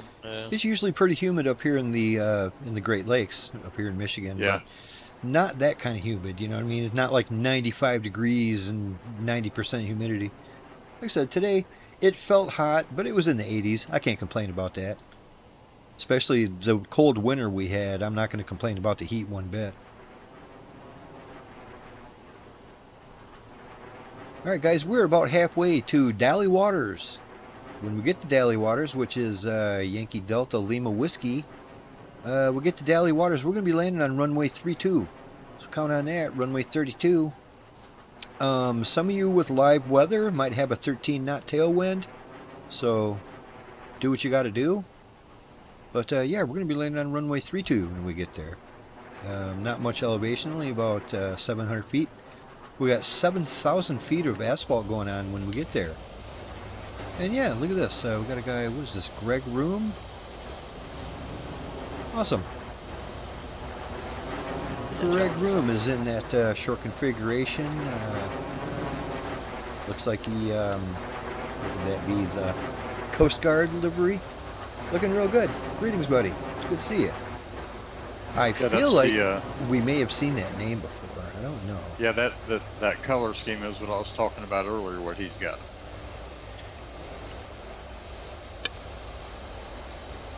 How fast you going, Travis? You're pulling away. 339 ground speed right now. I was trying to catch up to like coast and whatever. Oh, you were back at the airport with us, so you're trying to catch up to all of us, aren't you? I think I'm out in the lead now, and some guy in a little sports car came past me. But yeah, I'm kind of slowing down a little bit more now. I was going a little bit faster. So before we get there, of course, we're going to jog off to the right just a little bit. That'll help us line up that runway 32. It's a big, long runway. Also, when we get there, this is our penultimate stop for the evening, so count on taking a 10-minute break. That's what we do. We got one leg to go. We take a little break, refresh the cocktail, maybe go use the restroom, grab a drink and a snack, and yeah, we'll be on our way after that. We can Oh, why does just that name sound dilly-dally so at the familiar? airport. Greg Room, that sounds so familiar.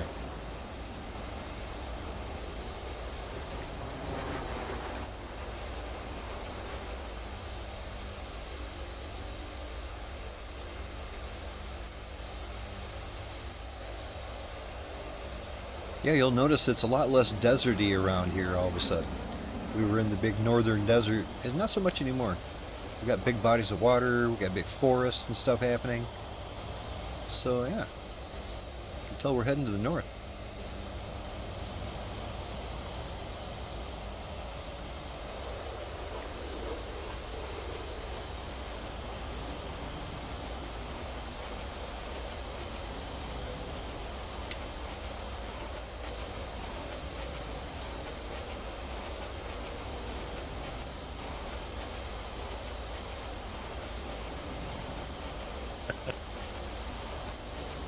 Different in this one. There you go. Flying inverted. Yeah, so a little different than the 35.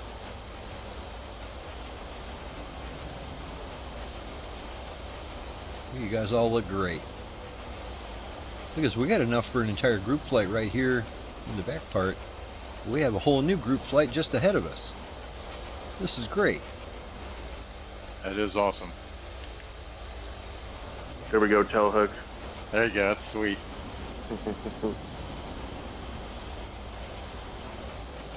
Ugh.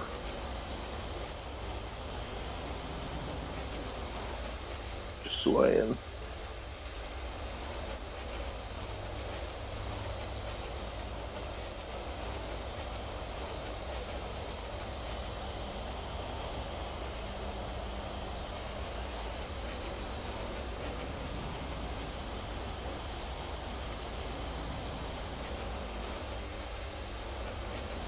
So I'm pretty excited for the new Spider-Man movie that's coming out in, what, about a week or two? Like the 31st of July, maybe 2 weeks. Always like me some Spider-Man, that's my favorite superhero. I'm all in for a new Superman or a Spider-Man movie. It would be neat to see the Punisher in that.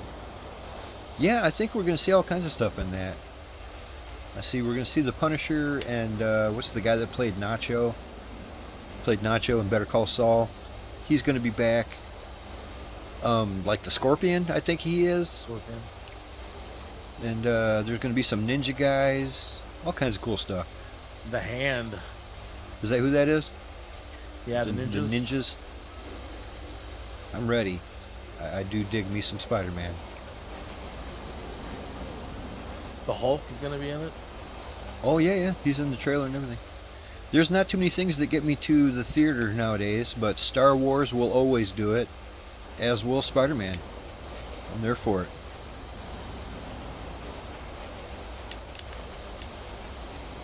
What about Dune?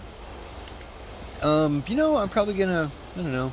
I haven't seen any of the Dune movies in the theater, but I have seen them all and enjoyed them all. Laser.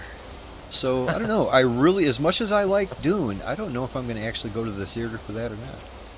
Laser, did you have the 2020 version of Flight Simulator? I do. Okay, so did you fly the ornithopter? Oh, yeah. Yeah, that was I great. The thought that missions was involved beautiful. with that were cool, too. Yeah, that was a really good update. Yeah. Yeah, that was cool. That was a great bird, too. Yeah, I like that. It'd be nice if they brought that back in. I mean, I know it's kind of a not something you do every day kind of thing, but that was Right.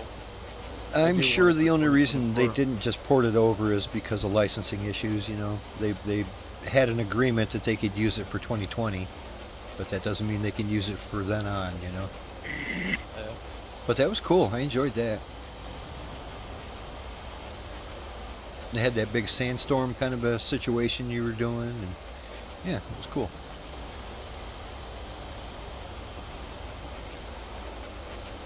I also enjoy the downloadable content they had for Stranger Things for the 2024 version. That was really good too. Anybody who has the game and hasn't checked that out, do it. Do it. That helicopter is fantastic, and the missions themselves are pretty cool. They're fun. And it looks great when they're dealing with the upside down. They got all like red lightning and stuff going on. It's pretty special. They did a good job. Yep. Alrighty, I'm not 100% sure how close we are to this place, but I think we're getting relatively close. I don't want to go past it like I did last time. This runway is not hard to spot. It's a big asphalt runway. Bob, do you have any, no, you don't have an idea either. You're in the Dirty 30. Does anybody have an idea how far away we are? I do not. I can't tell because, yeah, like you said, I'm Because in the Dirty 30. Yeah, this one's not 30. in the database for some reason. I think we're getting awful close, though. I figure, what, halfway is 100 miles, and then we're half of that, so we're within 50 miles. You guys are probably within about 40 or 30 miles, I'm guessing. That's what I'm thinking. I'm just passing Hayfield. Yeah. An airfield called Hayfield now, so I'm getting close. I'm going to, maybe in going- another I'm going 5 down or and take a 10 look minutes, at- I'm going to bring her down, just to be sure. I'm gonna buzz Hayfields. Yeah? We'll buzz the tower and make him spill his coffee again. Damn you, Maverick. Got Trump to keep yourself awake around here. I am send you back to Top 34 Gun. out.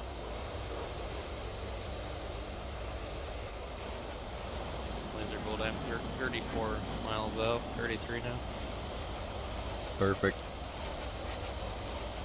I suppose don't if I think really there's a wanted to tower check, down I could bring out little nav map. That's always easy to tell. Yeah, it's easy for me to connect my iPad. I just punched it in real quick next to me. Hayfield is just a dirt strip that goes nowhere. Is there an app for little nav map? Like for, I'm not aware. I'm using 'cause that'd be handy the to have it on my iPad. professional app.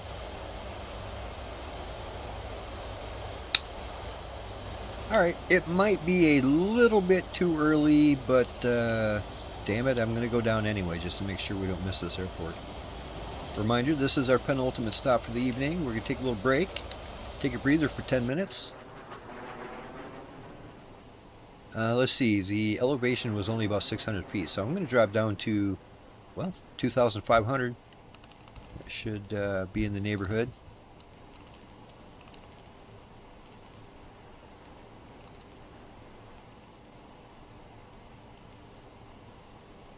Yeah, gonna begin my descent right now.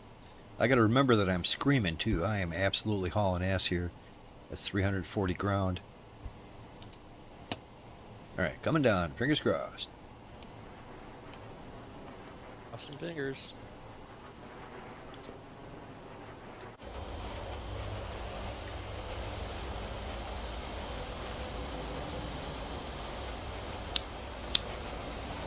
I did end up leaving the newer version of the C-130 in, just because I don't use the autopilot as much as you guys do for the most part. I Okay, guess. so but, you're still running 1.05? yeah. it Any seems a other little problems you've stable. noticed? Yeah, not really.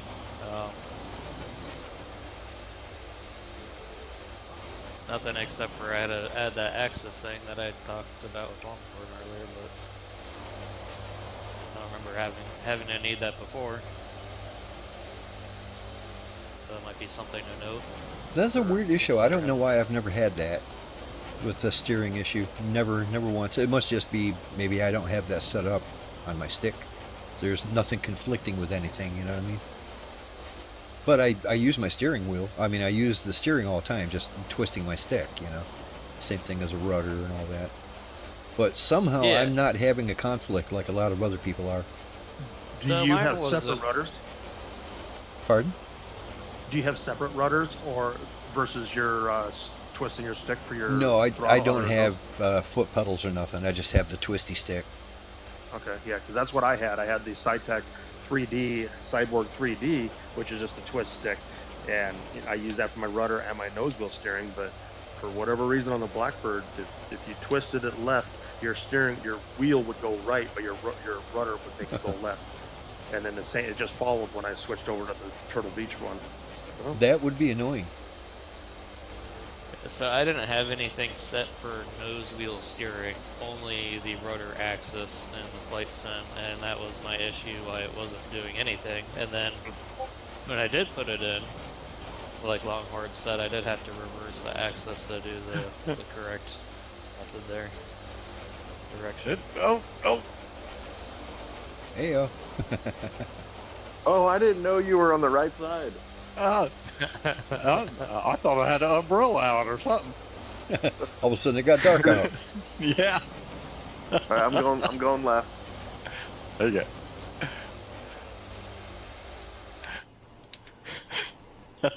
I'm so sorry. Like, oh, It what's shaded that? your Yes. cockpit.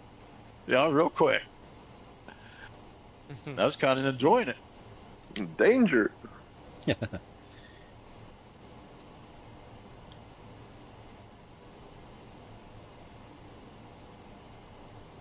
going to increase my rate of descent here to make sure that I get down in time. We're 10 miles from Wingnut. Oh, okay, so yeah, they're good. They're still a little bit out too. Right on.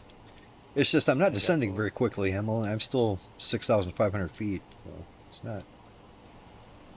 Still got a little bit to go. I need to drop another 4,000 feet before we get there.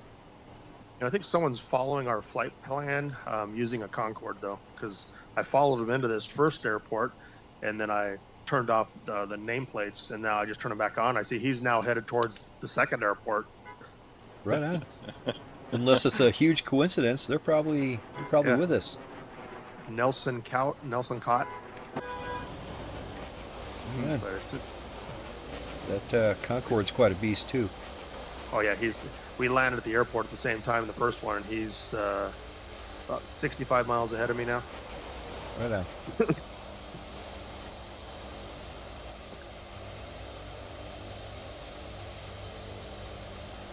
Looks like Grey Groom is picking flowers down there. At least there's flowers around here. It's not a total desert like it was. It doesn't look like Mars anymore. Yeah, that's true. That is true. At least we're seeing more vegetation and.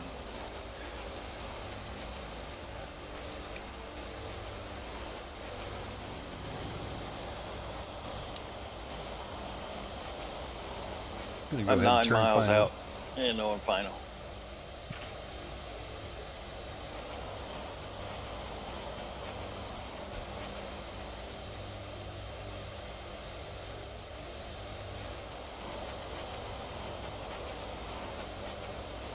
A reminder, when we get down, it's a good time to take a break.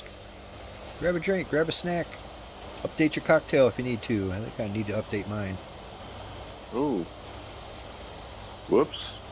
Yeah, that looked like a little bit of a graphics glitch there, or a packet issue. Well, what I don't know if it's your C-130 or what, but every now and then you kind of like jump backward, but it's only the C-130s that it happens to. Everyone else is normal with me. I don't know if it's. I've noticed a couple times that tonight. When you glitch, I just sim slow, sim fast, real quick.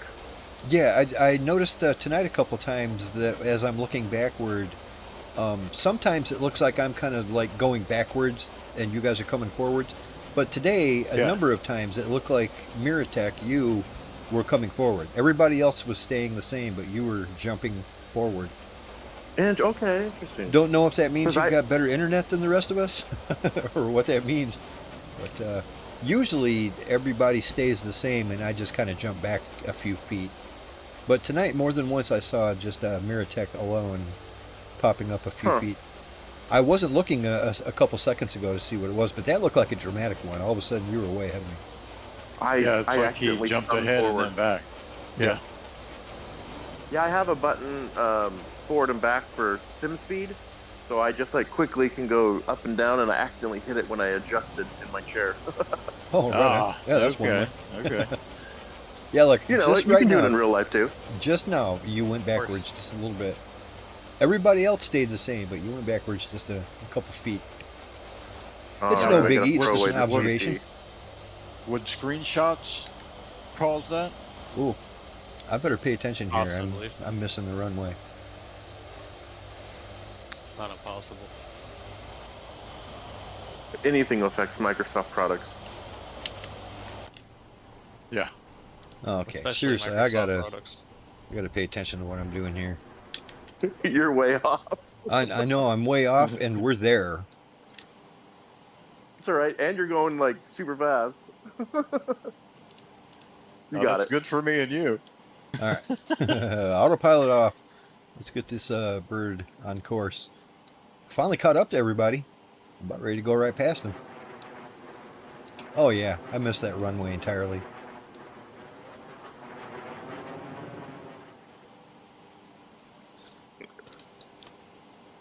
Gonna do a little bit of a go around here and try it again. There's no way I can get down in time for that. Like I said, it's a real easy airport to spot. This runway sticks out like a sore thumb. Well, which airport are you at? Oh, the same one you guys are.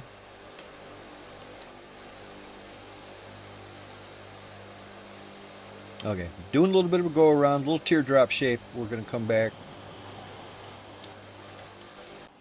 Trying to slow my ass down. Get the flaps going. You're in a tail dragger? Who, Drop me? approach, is that the stat approach of shame? You're in a bad approach machine? That is the teardrop approach, is that the sad approach of shame? Oh, I get it. Hey, that's a joke.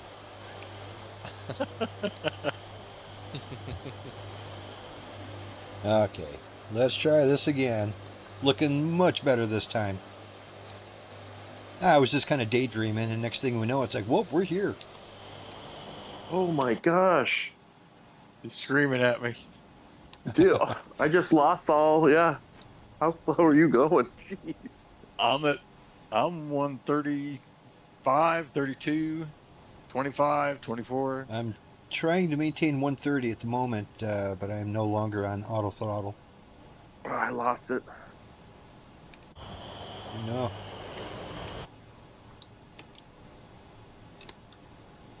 Alrighty, coming on in.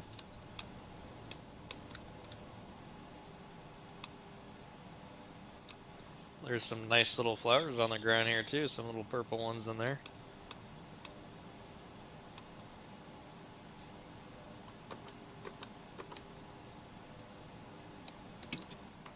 I just lost sight. Oh, there. Everybody's tags went away there for a second. They just can't pop back in.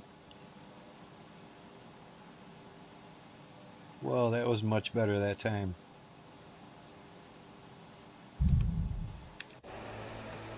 Nice tail hook. Thanks, Yeah, that looked good. Did we lose our buddy Mira? Or Mia? I don't see her around anymore.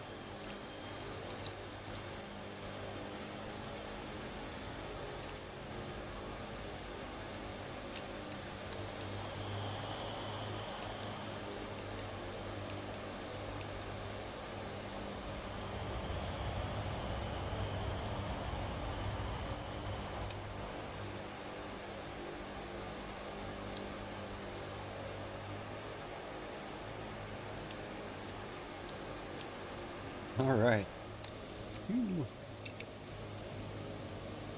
That would have been a pretty decent approach if I would have noticed it about a minute earlier.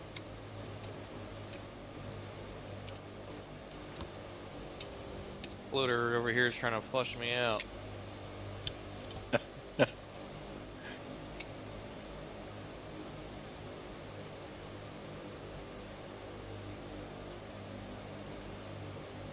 Beautiful landing. Yeah, real nice, Beautiful. everybody.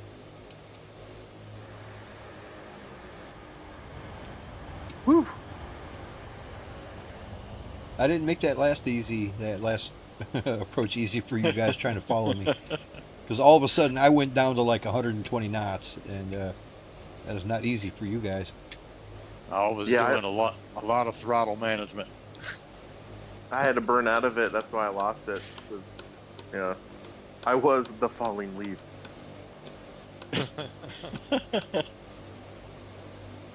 All right, pilots, it's 5 to the top of the hour. At 5 after the hour, we're back up in the air. Use this time to like and subscribe. That helps the channel a lot. We all appreciate that. And go down there and check out the information for the group flight. You'll have time to join us if you'd like to. We've got 10 minutes. That's plenty of time to load up the game. And also, grab a drink, grab a snack, let the dog out. Pet the wife on the head. And we'll be back up in the air in 10 minutes. If you can get away with petting the wife on the head, I'd like to hear that. If you can get away with it, she don't smack you. I'll send a picture of my black eye.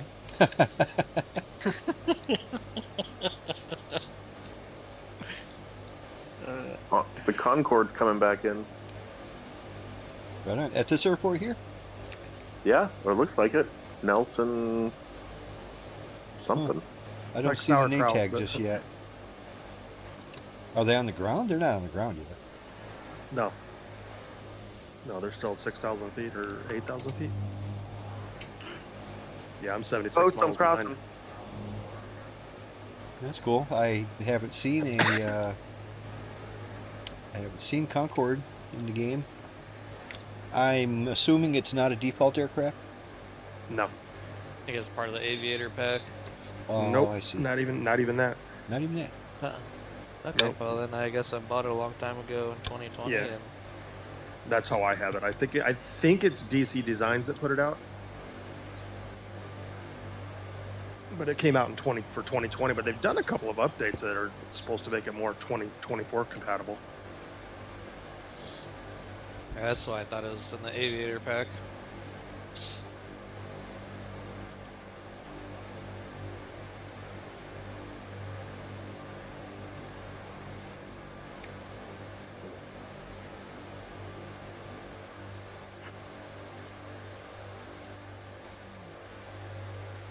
Yeah, unfortunately, I won't be able to fix my hardware issue unless I completely restart my computer. And I'm not going to do that. That'll wreck the stream and all that. So I'll just have to wing it on this last leg.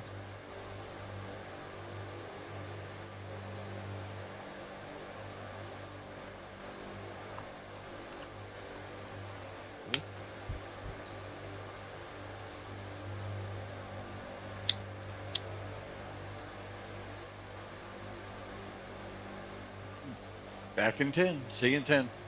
See you, Ted.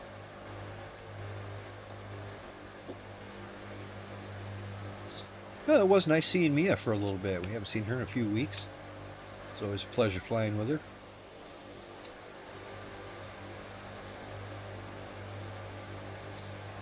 And like I said before, I think she's in Germany or something, or at least over in Europe somewhere, to where it's pretty early in the morning for her. I'm Oh yeah. surprised that she's able to fly with us as much as she is. Speaking of which, if everything goes smoothly, I should be in Munich in 2 weeks. Really? Nice. Nice. Going on a trip, of course you can go hang out with your girlfriend? Yeah. Well, cool. Yeah, we're gonna do something, but we haven't squared everything out exactly yet. That's cool. I'm jealous, we might man. just- You do a lot of traveling, and that's a good thing. More people need to do that. Especially go travel Yeah. to a different country or something, and it's a bit of an eye-opener. Just to So you're going realize over- people are people, Yes, you it know? is. You're going over to München. Yeah, Yes. München. Du Yeah, it geht's zu definitely- München. Makes me appreciate home a lot more. Well, I think it helps Uh, too that, I mean, like when you travel, you realize that everybody has the same problems we do. You know what I mean? Oh yeah. Everybody. Doesn't matter where you go. Governments are governments. People are people. You know, corporations are corporations.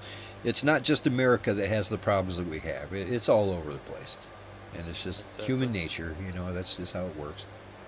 Yep. Sometimes they're just different problems, Yeah.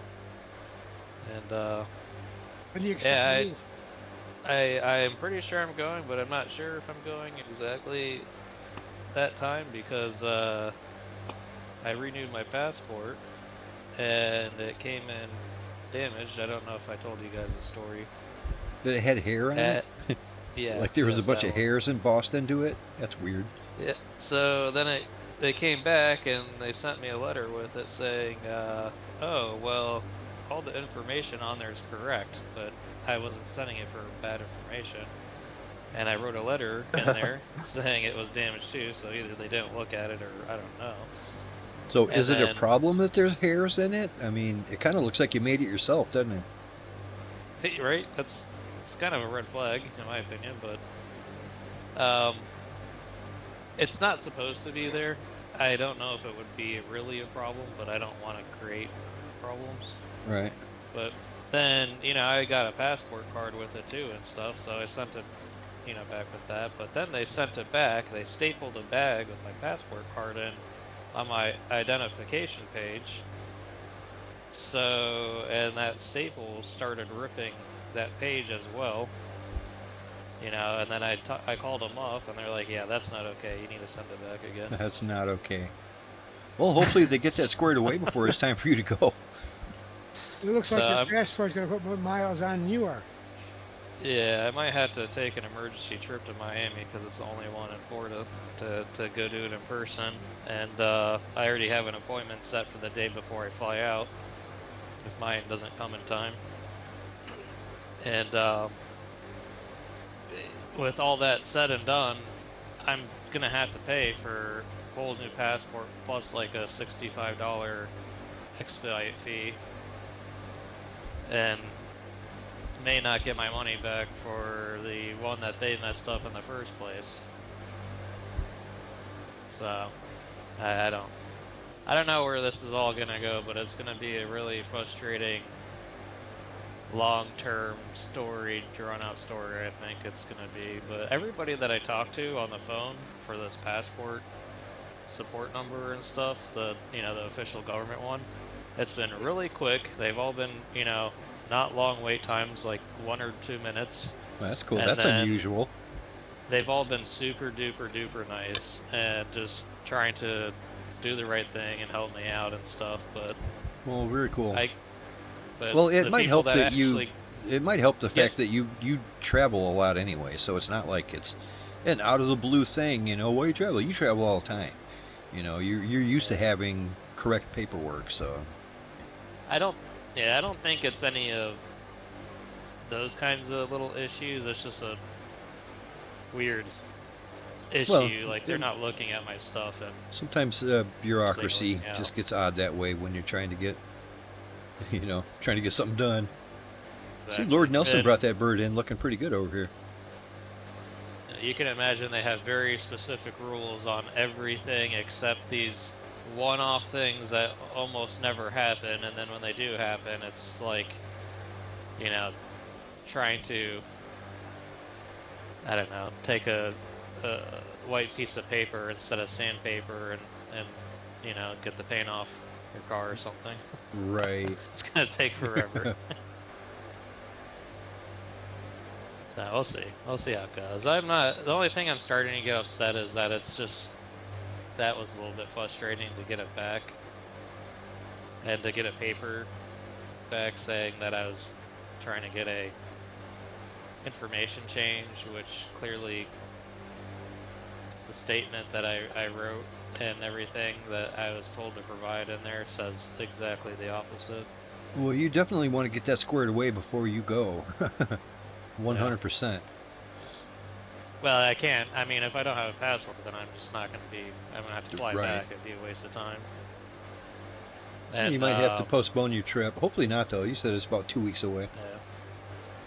Yeah, so I upgraded my ticket today. I did book it yesterday, and then I canceled it with the 24-hour cancellation policy they have, and then I rebooked it for a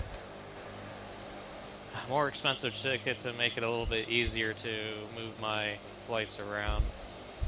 But Well, we're taking off in about 1.5 minutes, maybe 2 minutes. Let's go ahead and take this runway back here. We'll get ready for our final leg, guys. we'll see how all that goes here. Hopefully I just get a new one back in mail and plenty of time, and then nothing to worry about. Leaving out of Miami? No, that's just where I had to go for passport. I'm going to leave out of my home airport here, then go to Atlanta, and then Atlanta to Munich.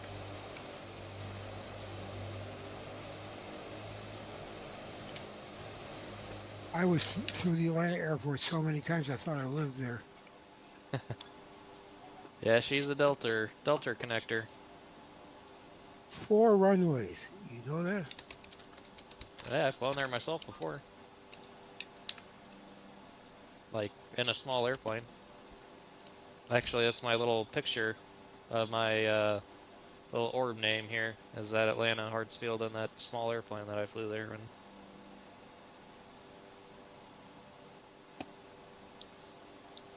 Gentlemen, we're going to be taking off in less than a minute. So, we're going to climb to 10,000 feet like usual. We're going to try to maintain 260 knots. We are going to turn a little bit to the right to a heading of 328. 328, that's not much to the right at all. That's almost straight ahead. So, yeah, just a slight right-hand turn, and we're going to be on our way to Tindal Air Base. Bob, are you here? Yeah. Yep. Isn't Tindal Air Base one of the places that you have special scenery for? Or was I thinking of something else? I must have been thinking of something else.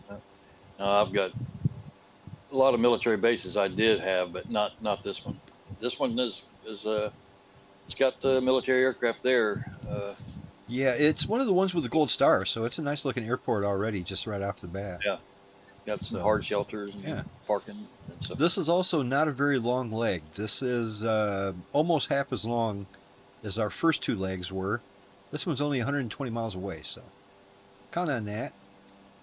When we get to Tindal, the straightest in runway does not have the ILS, so we're going to go past it, turn around, and we're going to come in on the ILS approach. And the ILS approach would be runway 14. So count on that. As we get up in the air, set yourself up for an ILS landing on runway 14. The ILS frequency is 110.7. 110.7. I'll go over this information once we get up in the air. A huge runway, 9,000 footer. So yeah, count on runway 14 when we get to Tindal. But we will get to Tindal by turning to a heading of 328 at 10,000 feet. Get that all set up, and we're going to be out of here. There was there's a Tindal Air Base here in Florida on the Panhandle. It is. It's spelled different, but yeah. It was, or probably still is. I don't know. After the hurricane that hit them, was a F-22 Raptor designated base. Really? How appropriate. Okay, guys and girls, I hope everybody's ready to go, because we need to get back on schedule here. Yeah, I think the Tindal we're going is TIND DIL or something like that, but The other one's Tindal in TY. Florida is TYN. Yeah. Yeah. Yeah, as I was searching it, I figured that out. Okay, guys and girls, let's get these birds up in the air. Lazerbolt is spooling up. We're rolling. Let's go.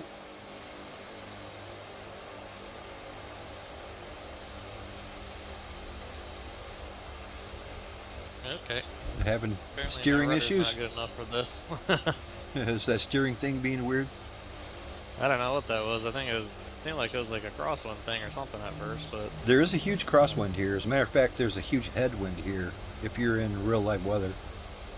In real live weather, it said there's a 13 knot tailwind, which is not good.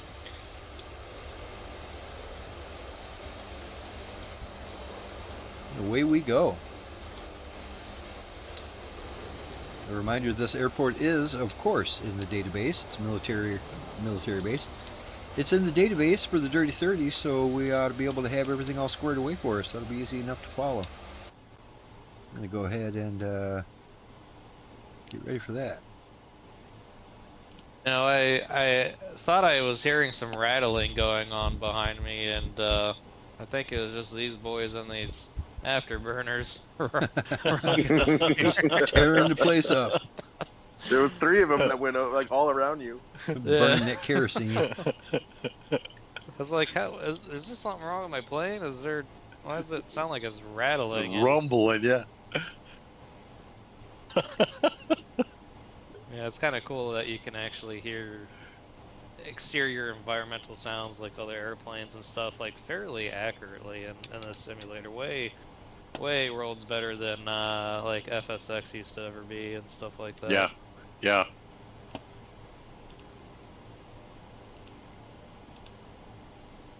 Yeah, Greg Room is following you. But he changed his plane though. It's now in it says ES30, whatever that is. Somebody else. This is some kind of Pilatus.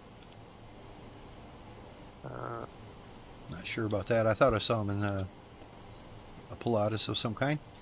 Anyway, Yankee Papa Tango November is in the database. Go ahead and slap that in there and we'll have all the information we need. Yeah, while I was doing that, my airplane took a hard left turn for me. Took a left turn. I was leaning on the yoke to the left and wasn't paying attention. That's what happens. I do that all the time. I thought you and I were doing some kind of air show maneuver there a second. Synchronized show. Yeah, there you go, with the C-130 and an F-22. Oh, Beyonce would be proud of you. Well, I got to 10,000 feet in a hurry. I was climbing like a madman. Yeah, you are. Everything was working fine, so I didn't want to mess with it. I know if I touched my nose trim wheel, it would have sent me straight down to the ground. But I can tell we are 108 miles out. That's good news. Once again, when we get to the airport, we're going to go do a, I don't know, what would that be? A right-hand circuit around the airport. Keep the airport on your right-hand side. Then we'll get about 30 miles out and turn back towards the airport. That's my plan. I'd like to be 30 miles out to make sure we're under that glide slope. And that's how we're going to do it. Let's see here. Check the info again.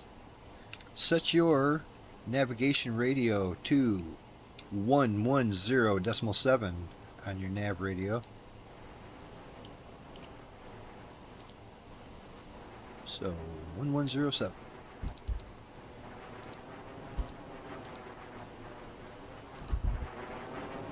The course heading for that runway is 136 magnetic. 136 magnetic for your course heading.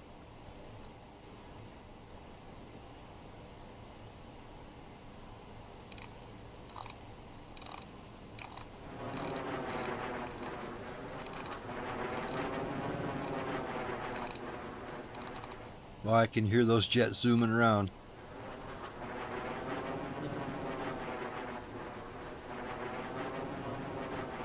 I think you just hear me kind of powering on and off, getting into place here. I know I need to slow down. I'm going pretty fast.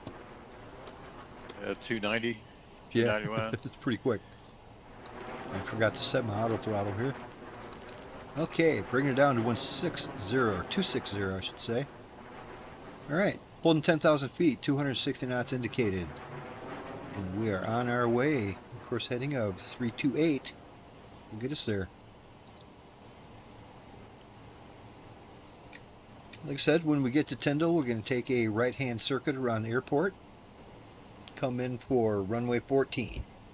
Count on that, runway 14. If this was the Captain Sim C-130, that's really easy to do a back course ILS landing. I have not figured out how to do it yet on the Blackbird. I don't want to go so far as to say that you can't do it. It seems weird that you can't do a back course. But I haven't figured out any way to do it. I studied and looked at it and checked everything I could, and I never found anything pertaining to a back course heading. But you can do it really easy on the Captain Sim one. It's I think on the Captain Sim one they call it like a blue localizer, something like that. You set your that big knob. You set your, what do they call that? The radio navigation knob or something like that. Set that to back course, blue back course. Makes it real easy. Since we can't do that, we're just going to come in on runway 14. I think the reason why you can is because you have to do the front 9 first. No, No golfing jokes here? Okay, got it. There's a tough crowd tonight, buddy. Tough crowd. It's bad when you got to explain it's a joke. We're all trying to figure out, like, what does he mean by that?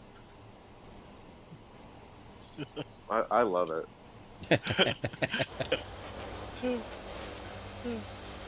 For me, drier the better. Remember, Yep. he's from There Florida. you go. He's from Florida. Everything's a joke there. Well, you guys know how you can tell if it's a dad joke or not. It's apparent. It's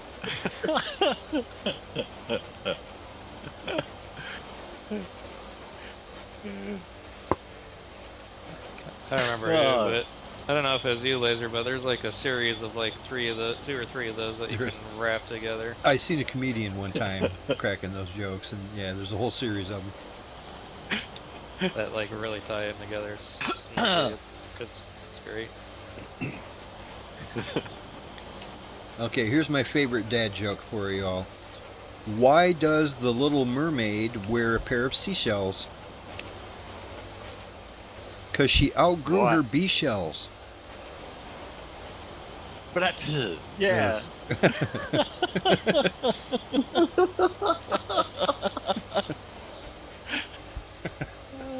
Dumb joke, need to but I get me- love that one. I need to put me a little snare drum and a cymbal in here. But that's there you go.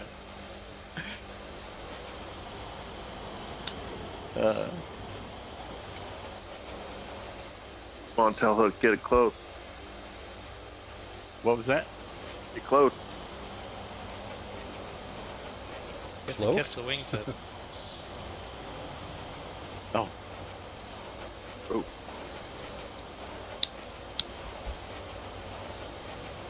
My next purchase is definitely the C-130. The Dirty 30 Blackbird one? Yeah, Right on. I would recommend it. It has its issues, but you know, most of the time when it's working fine, it is the coolest thing you ever seen. It's just awesome. And actually, need to even if spend you're more just time in flying that. those jets, it'd be nice to see us properly, wouldn't it? What's the current Yeah. price? 40. I wish they'd put it on the marketplace. It'd have sales once in a while if they did that. Yeah, most of us around here bought it when it wasn't even in full release yet, the Blackbird one. And what they did is like it was in like a really incomplete version of it, but they released it for people to test, and it was cheap. It was real cheap. I think it was like 18 or 19 bucks. And with each update, they increased the price, and now it's up to 40 bucks. But so most of us got a pretty good deal on that because we've been flying it for a long time. If they like just sold the model, I'd buy that. Yeah, you know, I almost kind of wish they would do something like that. Have a package that you could buy that includes all kinds of low-res versions of all the airplanes, you know, most of them anyway, that it would use for, you know, substituting. I'd buy it. Mm-hmm. Oh, I would Oh, too. yeah. And they don't even have to be high-res versions of it, just a low-impact version of the aircraft, and that would be cool. Because like you're in, what is this thing? It's E2. I don't know. It's the radar dish plane. Oh, that's what it's And- showing me in? That's Yeah, E2, so I- Yeah, E2C Hawkeye. Is it Yeah. like an AWAC? Yes. And it's like I like seeing it, but I don't know if I'm inside the real version of your plane because it's a different configuration. Right, different size and everything. Right Yeah. now, it looks like you know exactly what I'm in because you're perfectly hanging just right off my tail. Even right Yeah, now, you when look you skipped pretty ahead good. a little bit, you're still, you know, not touching anything. You've just got perfect formation going on. yeah, Cool. he's right there. Looks Because real if I don't want to crash and burn. Yeah, none of us want that. Hey, Longhorn's here. Right on. It's good to see you, buddy. I haven't seen you all flight. Oh, you might Well, have sure been you at that did. You last saw my airport. little stunt at the beginning.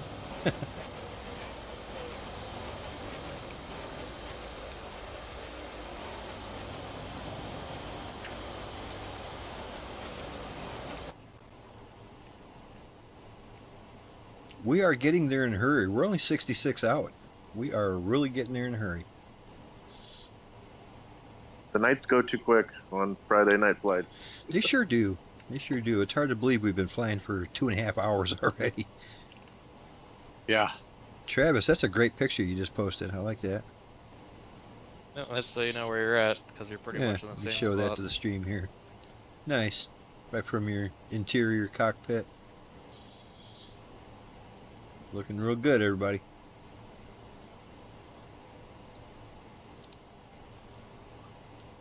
Now, Mentat can't get his mic working for tonight, but he wanted to say that he loved all your spot-on information about Dune. Right on. Yeah, you said he's a big fan, and I can connect with him on that. That is for sure. I've been loving Dune for a long time. I'm happy with the movies too. I mean, they've done a pretty good job on the movies. Of course, they always, with such a dense property like that, they have to make a lot of concessions, but they did a pretty good job in my opinion. This third one though, this third movie looks like it's going to be weird. This third one looks like they're taking like the next two books and sort of combining them. I don't know how far they're going to go with this. I think the next two books are supposed to be like Children of Dune, and then, gosh, what's the one after that? But I think they're combining a couple of the books and calling it the final chapter. And I think it's a shame because I told you how much I enjoy that God Emperor of Dune. I would love to see somebody attempt the God Emperor of Dune. That would be the coolest story ever. It would just be great. 57 out. Yes, sirree. We're getting there in a hurry. Yeah, Well, like I know, said, Dune, we're going to have to do a little it. turnaround. Sorry, Travis? Said Dune, I can't stand it. It's a joke. Forget it. Oh. I kind of knew the timing told me it was a joke. I was just having trouble figuring it out. No, they're good. I like the movies. That's all I participated in. The sounds of the ornithopters are awesome in the movie. Oh, yeah, they are. It sounds like something flapping, like real high speed. I love how they look like dragonflies. It's great. Yeah, and it's neat. The for 2020 they gave us that package with all the Dune stuff, but the ornithopter they gave us was the Harkonnen version of the ornithopter. I would have liked to seen what's the good guy's name? Atreides. I would have really liked to seen an Atreides version of it. They're very similar, kind of different paint jobs. The good Harkonnen, the Harkonnen one looks like it's a little more evil looking. You know what I mean? They're the bad guys. Well, I mean, we're under 50 miles out. Probably in another 10 miles, I'm going to start bringing her down. I'm going to bring it down to about 4,000 feet. 4,000 feet should bring us just underneath the glide slope if we're at least 20 out. So very shortly, we're going to start turning to the left a little so we can do a right-hand circuit around that airport. Like I said, I'm going to try to get at least 30 miles out before I turn back towards the airport to make sure that everything works fine with the autopilot and all that kind of stuff, or with the ILS approach, whatnot. I did it a couple days ago when I was making the flight plan, and it worked perfectly.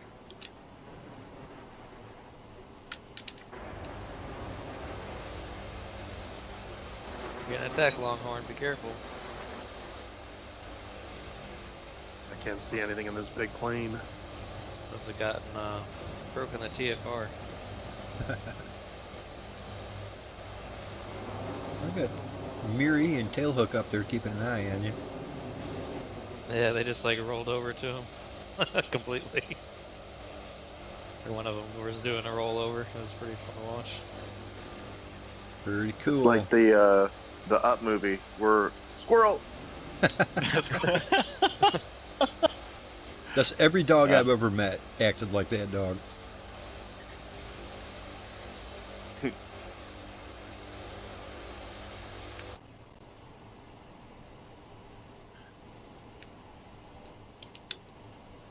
Yeah, I'm going to prepare for my descent down to 4,000.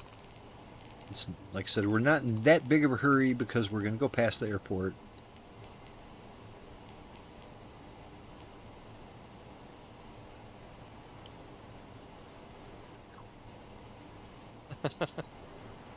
Dogfighting going on.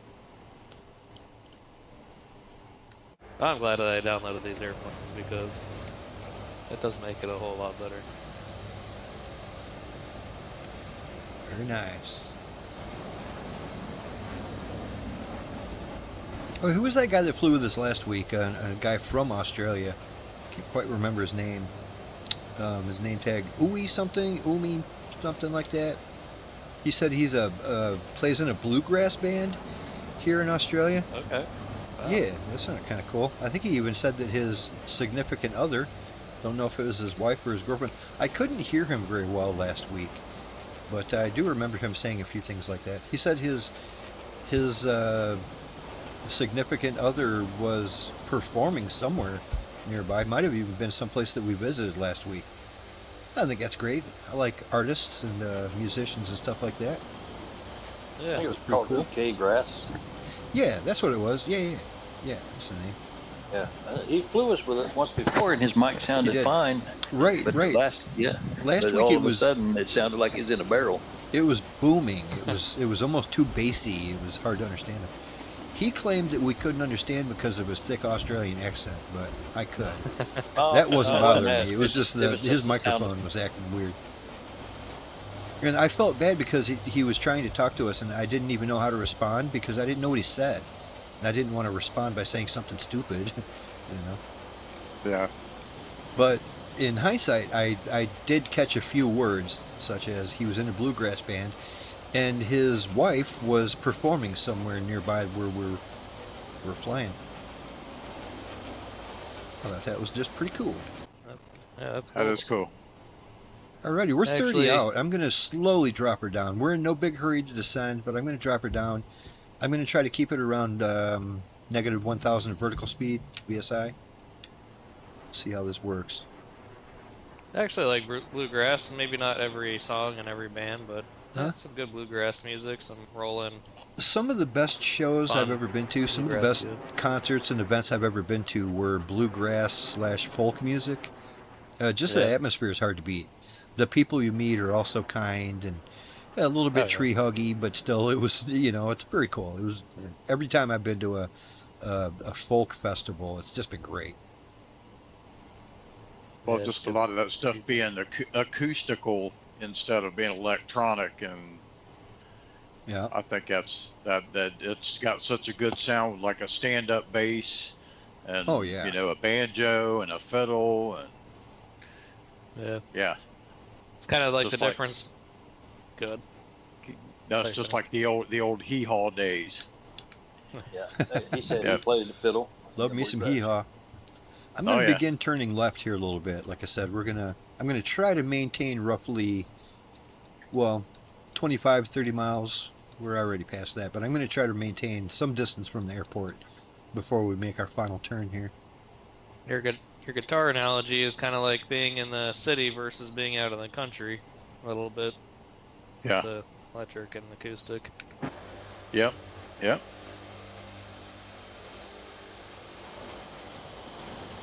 I'm a picking and I'm a grinning. Good old hee-haw.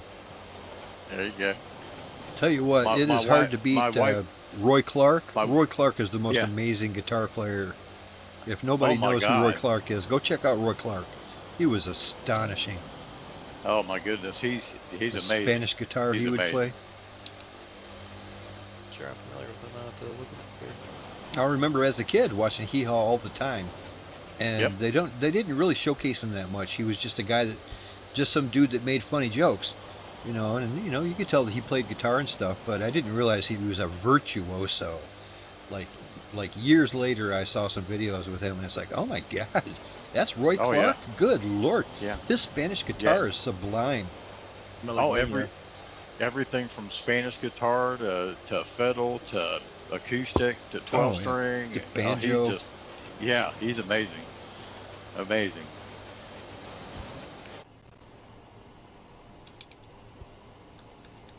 But like you said, as a kid growing up, my mom and dad always watched that, being from Kentucky themselves. Yep, so they appreciate So it. yeah. Some people just have those magic fingers. Oh yeah. Yep.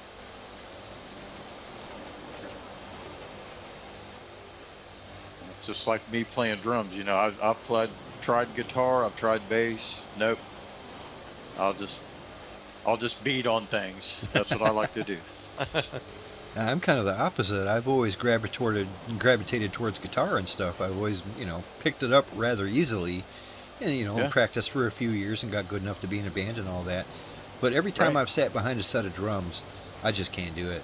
I cannot do it. I cannot focus on 5 different things at once. You know what I mean? With a guitarist, you got your right hand, you got your left hand. There you go. It's easy enough. You Yeah. pick with one and you finger with the other. But with the drums, oh my God, I can't get, my feet to do something different from my hi-hat and my left hand Oh, yeah. and the snare drum. I just can't do Well- 5 different things at once. You know what I mean? It's like juggling. Yeah. Well, I see that. I think that's why my dad really supported me in drumming when I was a kid, because my ADD, ADHD, just like you said earlier, that's why I like these fighter planes. It's like squirrel. I see Mirtech take off. Here I go, and it just keeps my brain busy. Yep. Give you something to beat on. Because I got so much to think about and focus on, and my brain can handle all that. So it's weird. Yeah, that's nice.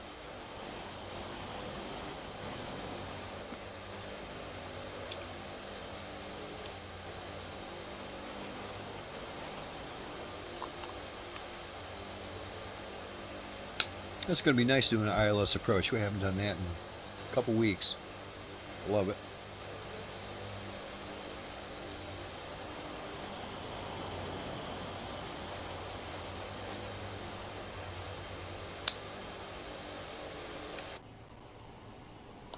I'm descending through 5,000, getting ready to hold at 4,000.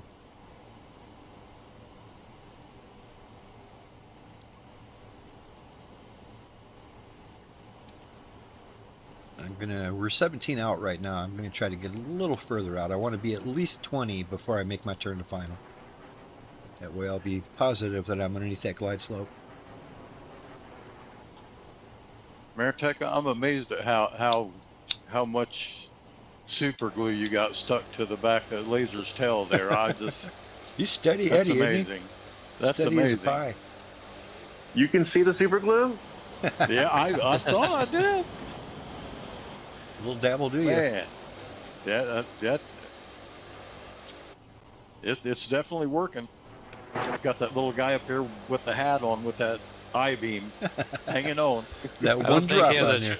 I'm I don't leveling think he off has at a choice. 4,000. He accidentally got it on both of his hands, one on the jet and one on Laser's plane, and he has to make sure he's not Like a going to rip mag- his arms off. Yeah. I think you're confusing crazy glue with super glue. Yeah, there you go. Yeah, it was. It was. You're right.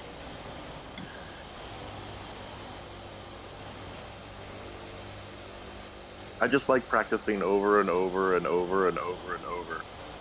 Oh, that's awesome. That is It awesome. works. Hey, I definitely envy that. I'm trying to get to that point.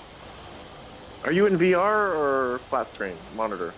I've got 3 screens in front of me, flat screens, Okay. curved. Yeah. I'm in VR. I would say that it's a little easier in VR because I can reach out and like touch his wingtip. Like literally. Okay. So So Mirtech, you said you are in VR, correct? You just said that. Yeah. Have you noticed any difference? I think you mentioned earlier that this new update said something about they're going to try to improve the VR experience. Have you noticed anything? I haven't noticed any difference from Sim 5 to Sim 6. Yeah, I'm running the 6 beta right now. Right on. Oh, that's Oh, you're in Good. the beta. good to know that they've got the group flights worked out where you can do it. Yeah, each exactly. That's other. what I was saying earlier. Whenever Travis would be on the alpha version of something or the test version, we would never be able to fly with him.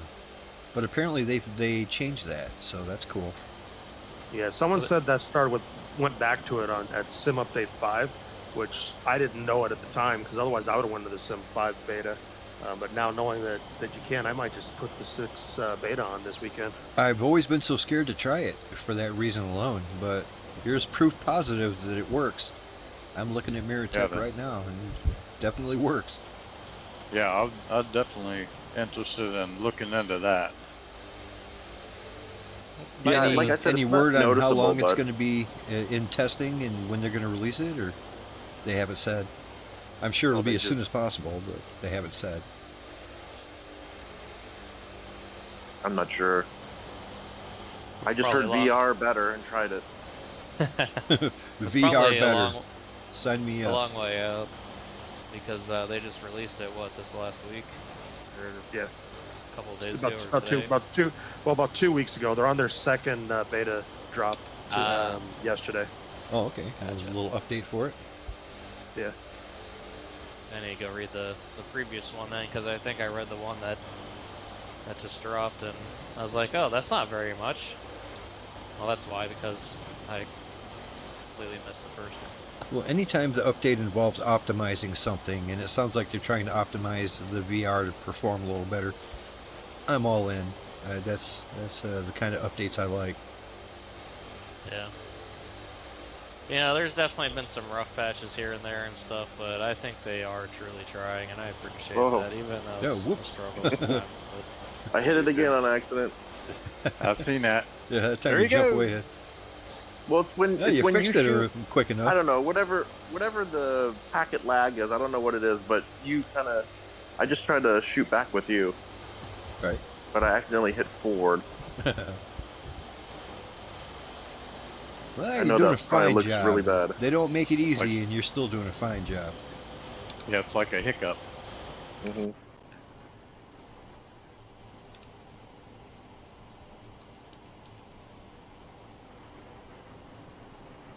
So I'm just slowly turning, trying to maintain, what do we got, 25 miles. We still got a little bit to go before we're lined up for that runway.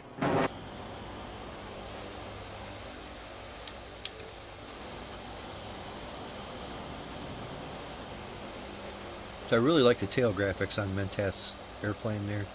The lightning bolts and stuff.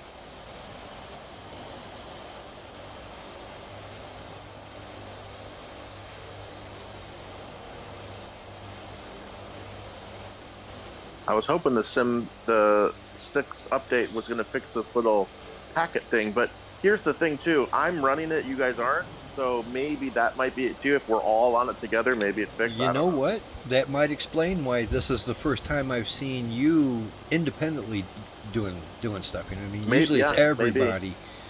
Okay, that's a good point. I never even thought about that.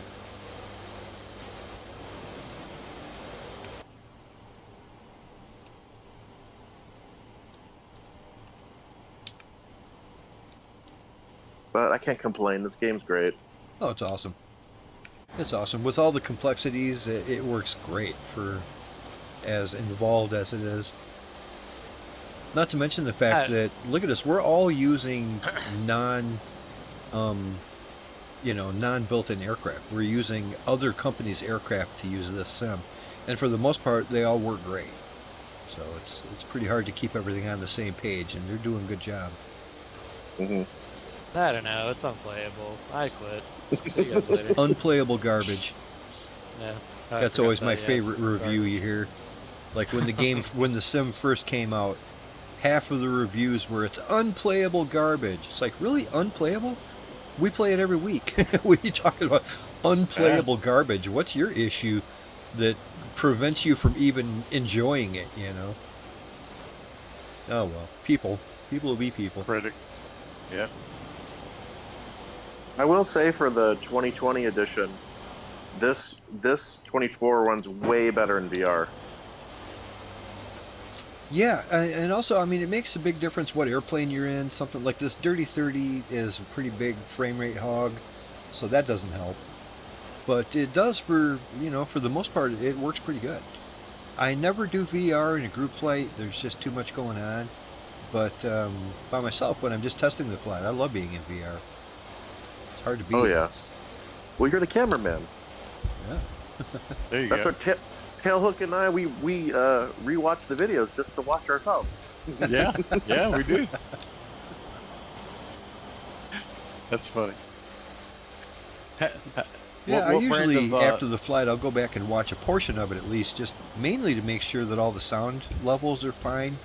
So, like, next week I'll know to turn this up or turn that down. Plus, I like watching myself. Yep. I always have the grandkids watching it when they come over. So there you go. Attaboy. Get them started early. There's Grandpa. There you go. Tell them to like and subscribe. There you go. Oh, I Alright. subscribed. That really is a shameless plug, Laser. Yeah, it was a shameless plug for sure. Am I getting better at self-promotion, or was that too shameless? No, that's fine. Using them babies. It's not going to be long before I turn to final, and when I do, I'm going to go ahead and hit my approach hold. I'm noticing that of course, we're close enough to pick up the ILS localizer. And so, yeah, it won't be too long before we're lined up at that runway. And that's going to happen.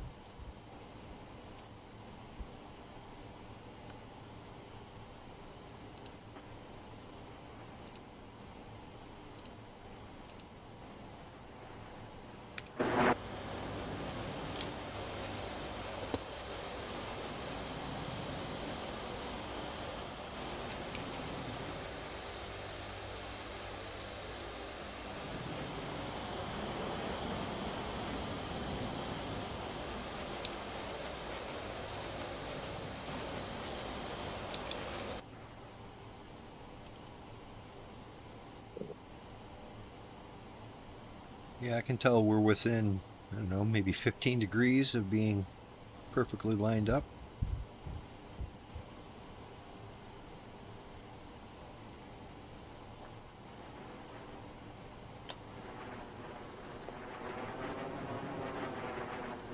And once again, with you guys' donations to the community, I can't thank you enough.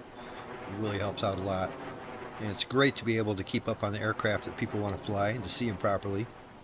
And yeah, super chats and the donations are fantastic. You guys are the best.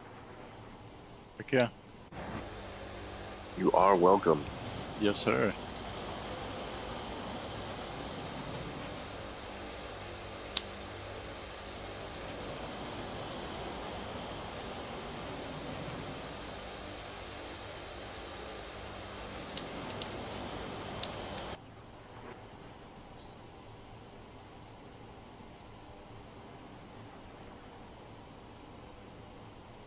We're getting real close to turning final here.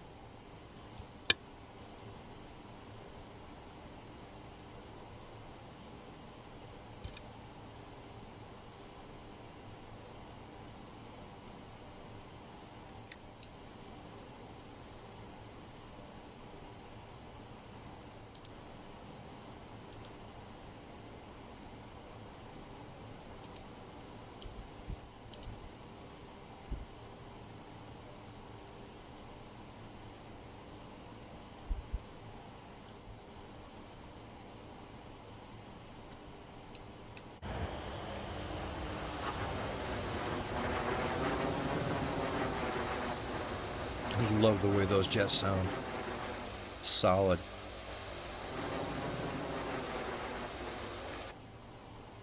It picks it up.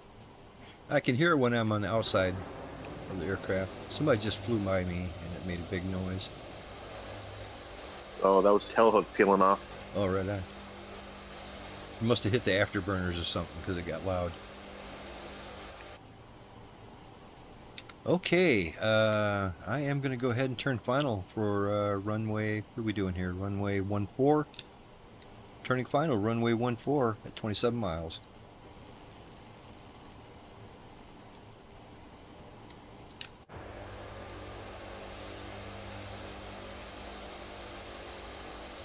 Like I said, at 4,000 feet we should be underneath the glide slope, and it'll pick that up around 20 miles. We'll be good to go. Anytime after 26 miles, we'll be able to turn on our approach hold, and we'll be coming in on that localizer. Here we go. I've picked up the localizer. I am going to go ahead and turn on the approach hold right now. Nav armed, glide slope armed. I'm going to turn past runway 14 just so I could pick up the beam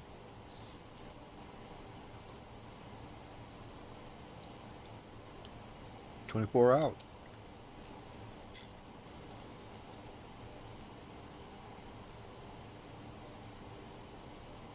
On this Dirty 30, it's real particular. You have to actually cross the beam before it latches onto it.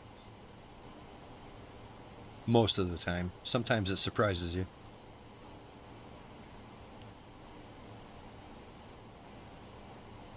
For too long, I'm going to start slowing down here too. When we're about 20 out, I'm going to begin slowing down, notching some flaps, doing what I got to do. Roger.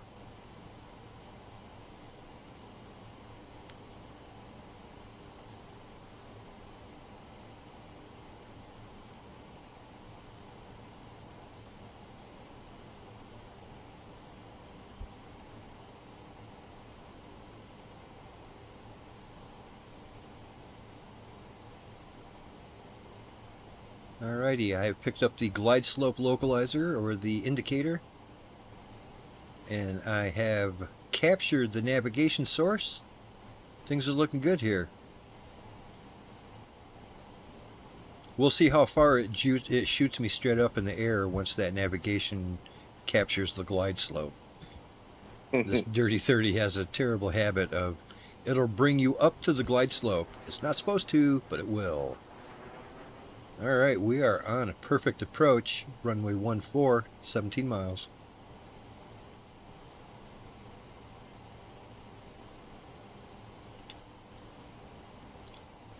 Begin slowing here. I'm going to bring it down to 200. Let's do 200. And make it even easier for that glide slope to engage.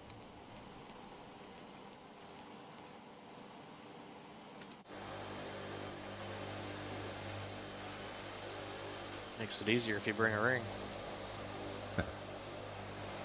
Can't get easier than that.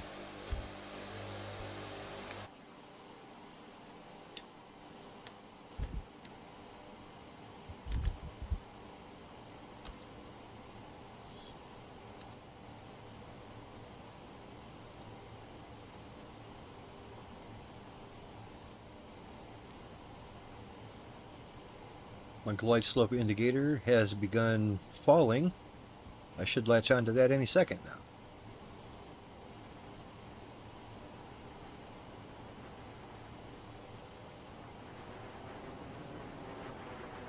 I'm going to continue slowing.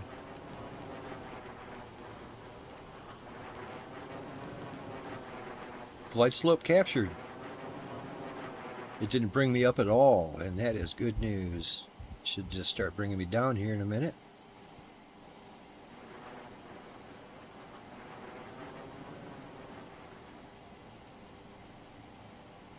And we're coming in. Good beans. Look at that. Can't get more automated than that, eh?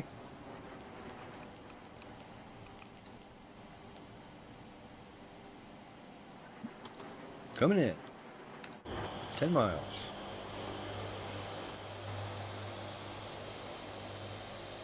Got a perfect approach to that runway.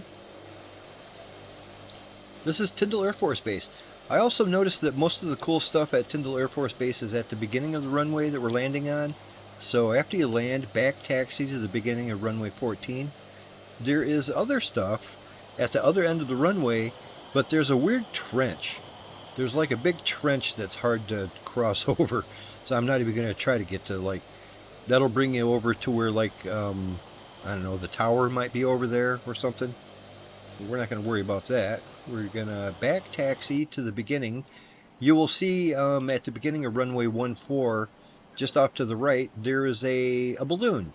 A big red hot air balloon. And yeah, we'll park up there near that hot air balloon, and that will be a good place to get out, have a little tarmac time. Nice. Is there 98 more hidden somewhere? We could sing about it. I hope so. Nina would be proud. She would. You remember Nina? 99 Luftballons. 99 Luftballon. Yes. Thank you. I remember some of the lyric. That was Yeah. a, Well, that I was mean, a catchy I'm tune singing when I the was a German kid. version. Heck yeah. It really went over in English very well. Yeah, I remember when I lived in Germany, the numbering system was one of the hardest things to learn. Just the way they count is very strange.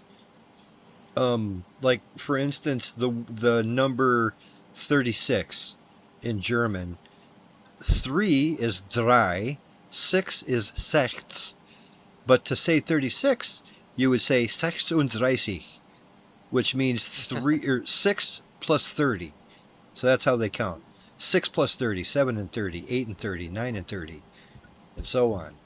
And it's like, that's very bizarre. That's a weird way to count. You know what I mean? But that's how they count. Yeah. Like 25 is 5 and 20, 6 and 20, 7 and 20, 8 and 20.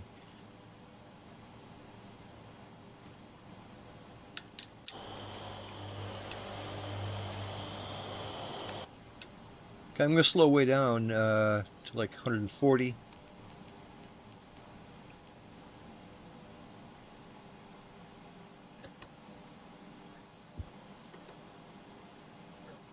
What a beautiful approach. This is lined right up, man. As it should be, but it's not always.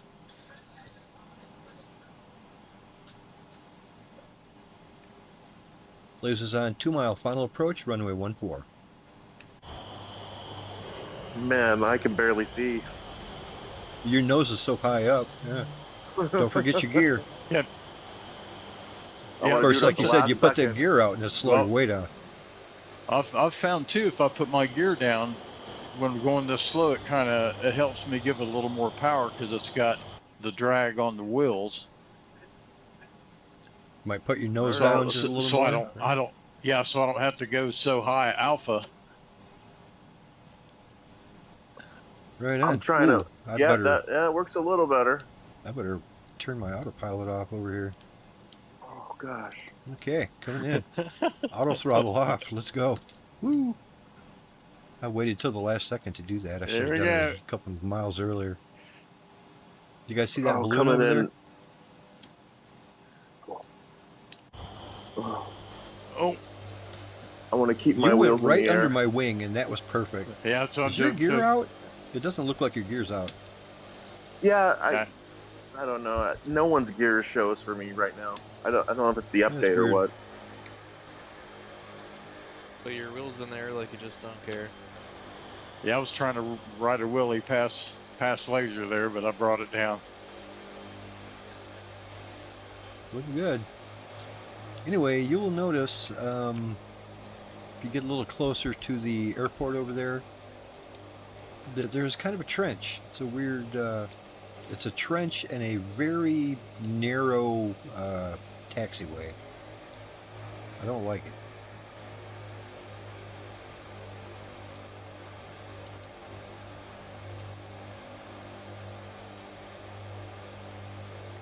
So yeah, let's taxi back to the beginning of runway 14 and park up over there and look all pretty like.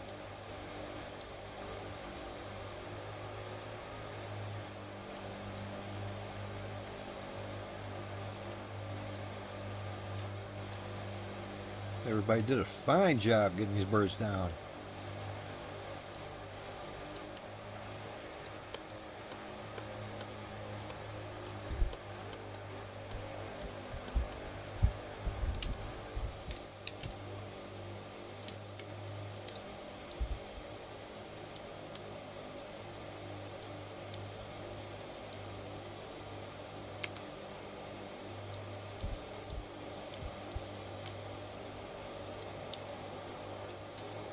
I don't know if there's anything interesting to see over here by the towers and stuff. There might be. This is a bespoke airport. But like I said, I'm not willing to try to go over that trench. Maybe we can fly our drones over there and check it out. Oh, sure, you can ride right over it. Full speed ahead. Let's go. I would recommend it. Yeah. Yeah, go ahead, Bob. Try it. I've done it before. Bob, you're the perfect candidate. You know that, don't you? Just make sure I'm there to watch it. There you go. There does look like there's interesting stuff over there. But like I said, this taxiway, it's like a bicycle path. And then on both sides of it, there's this giant trench. I'm just not willing to try to go over that. Plus, there's telephone poles on the side. Plus, there's no parking over there. I don't know what's going on. For a military base, this doesn't look like a normal military base. Usually, it's got gigantic parking area. Yeah. Well, remember, it's probably backwards. That might be. All the parking is all these hard stands that you see over there on the right. That's where the jets are parked. Well, it looks like it's got parking for small stuff. I mean, a big airplane can't even go down that taxiway because of the light posts on the side. I think it's aliens. Yeah, we'll go down here a little bit, park up. You know, I don't see that big red balloon anymore. Maybe when I came here the other day, it was actually a person flying around a big red balloon. You know what I mean? Or Yeah. Either that or aliens.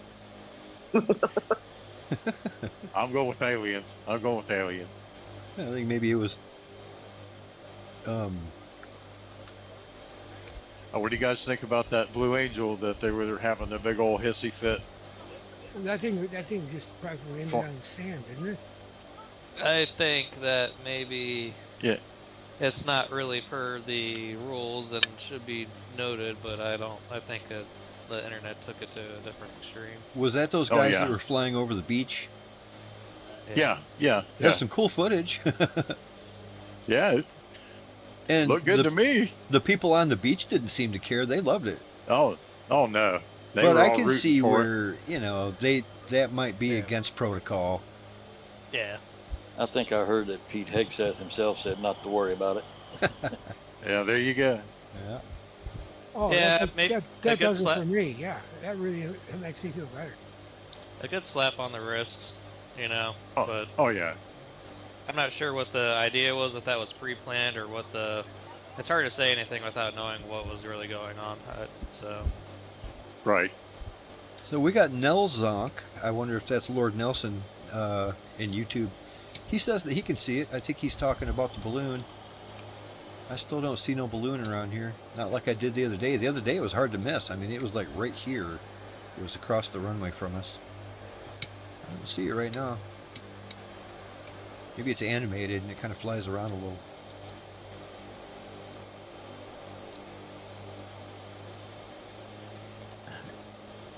I can go out and hop back in one and fly over and wave at you guys. We got Canuck ZD8 saying he's going to bring his Canadian D30 in a few minutes. Right on. We are Yeah. sitting down here on runway 14 and we would love to see that. Try to come up and park straight somehow or another. I got a big yellow bus trying to drive all over the place here.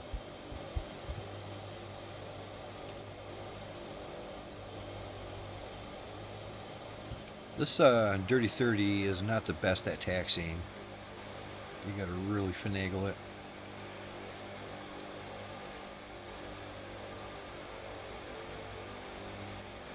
What's that airplane in the hangar there? It's kind of neat looking.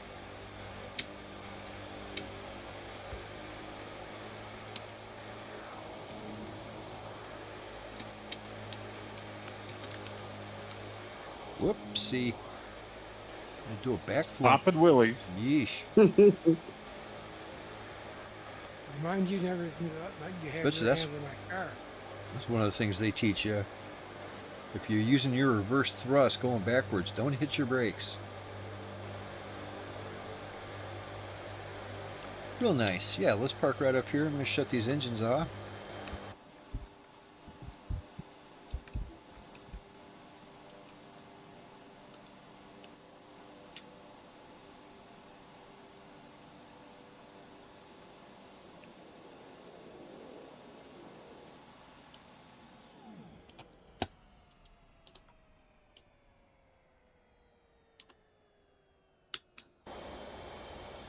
Wonderful. Oh, what an enjoyable flight, and what a enjoyable time in Australia. Australia was very hospitable to us, and yeah, I appreciate the hospitality. Next week, we're flying out of here So say goodbye to all your girlfriends here in Australia and grab one last meal. Next week, we're going to be flying out of here. Where are we headed? We are going to be heading up into Indonesia, and that will bring us up into like India, that area. Of course, that's all kind of getting in the area of we're going to be in what's that place called? Europe. You know, that place. It means we're going to be in Europe in a couple weeks, and that's what we're doing. So for the next week or so, we're going to be doing some island hopping. I'm going to have to check, see what kind of runways we have available. If there's anything interesting, we might even switch into something a little smaller so we can check out the cool island situation. But generally, we're going to be flying these here big birds and these fighter jets. We'll be flying them up through Indonesia. We might not hit the Philippines.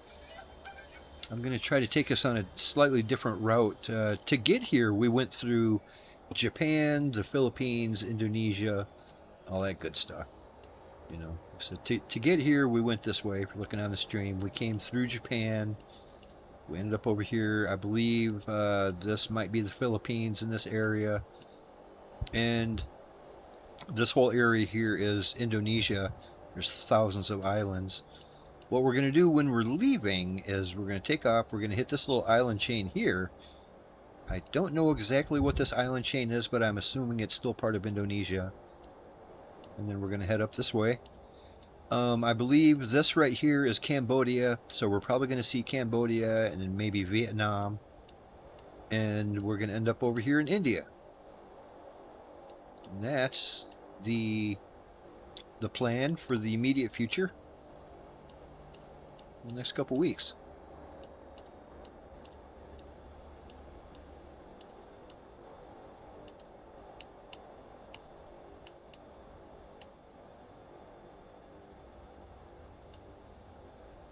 I should have that Concorde, and I don't see Concorde, so maybe it's a different version of it.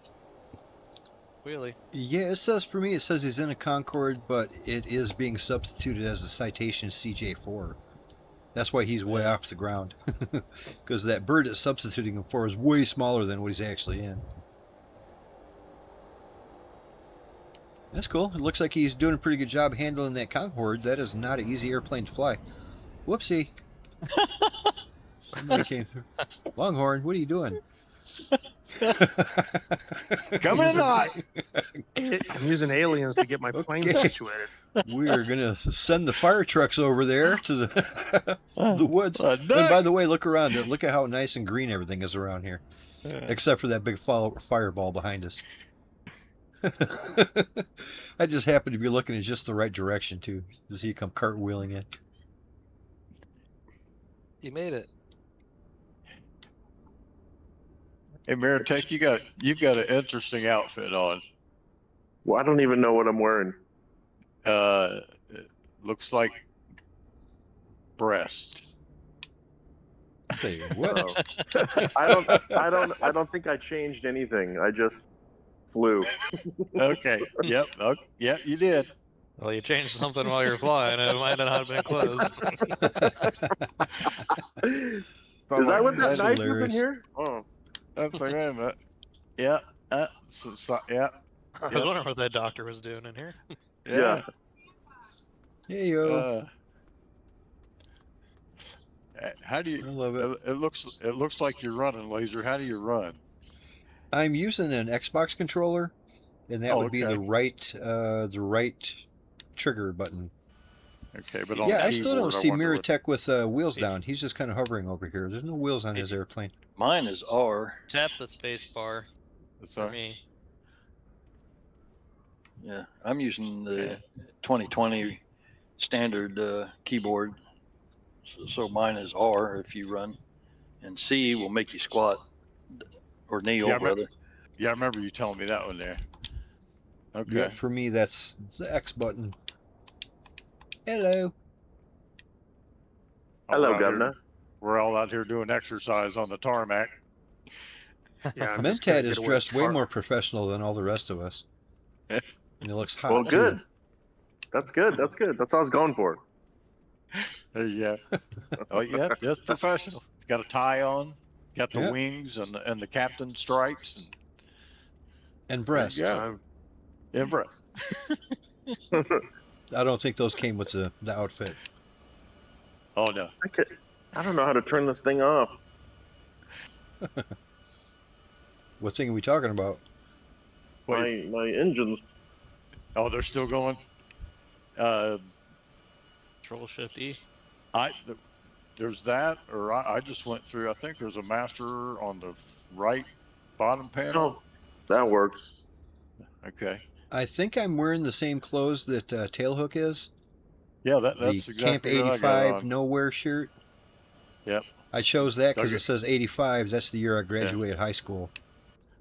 Yeah, Stuck in that's this fun. ram. Camp Nowhere. Yep. I graduated 1785. There you go. I was 83. Nice. That's funny. Camp Nowhere.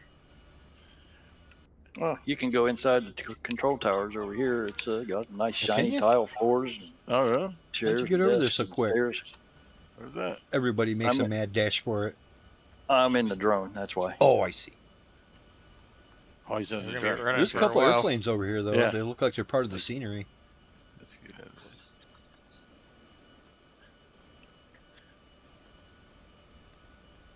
Is that maybe a caravan or something over there? It does look like Say- it's just a or no, regular old Cessna. generic caravan.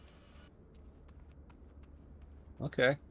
Oh, yeah, And it's there's caravan. documents on the desk in this other smaller tower, and oh Ooh. shit, Man. that's just classified. Anything If you guys have interesting? seen a caravan in real life, they are big airplanes. Like, if you look scale where laser is, and it looks like it's kind of big. Yeah, Oh, there's yeah, some it's- that are it's- that big and bigger. It's no small Oh, yeah. plane, that's for sure. Just stepping up into that thing, yeah, that's a beast. This thing doesn't even have But- props on it. Oh, okay, dirt. Before like this, and just the other sims, it just never seemed like it was as big of an airplane. Got a bunch of external tanks over here. You're welcome. Tanks. Maybe I just hacked up on the roof. Can't go through there. Okay, I'm gonna Okay. break the drone out and see where we're going Yeah. here. All right. Well, I guess you can just kind of glitch up onto the roof. Oh, Taylor, you made it up here too. Yeah, I'm like, where am I at? I was just looking around, and then all of a sudden I'm on the roof. Yeah. So what's this over here? The Officers Club? Yeah, I'm looking at you guys down on the tarmac. That's funny. I don't know how. On the under the plane, and it just launched me to the roof. Looks good from up here, though. I do like those military trucks, all camouflage and stuff. Pretty cool. That's how you know we're at Tindal. I broke my leg.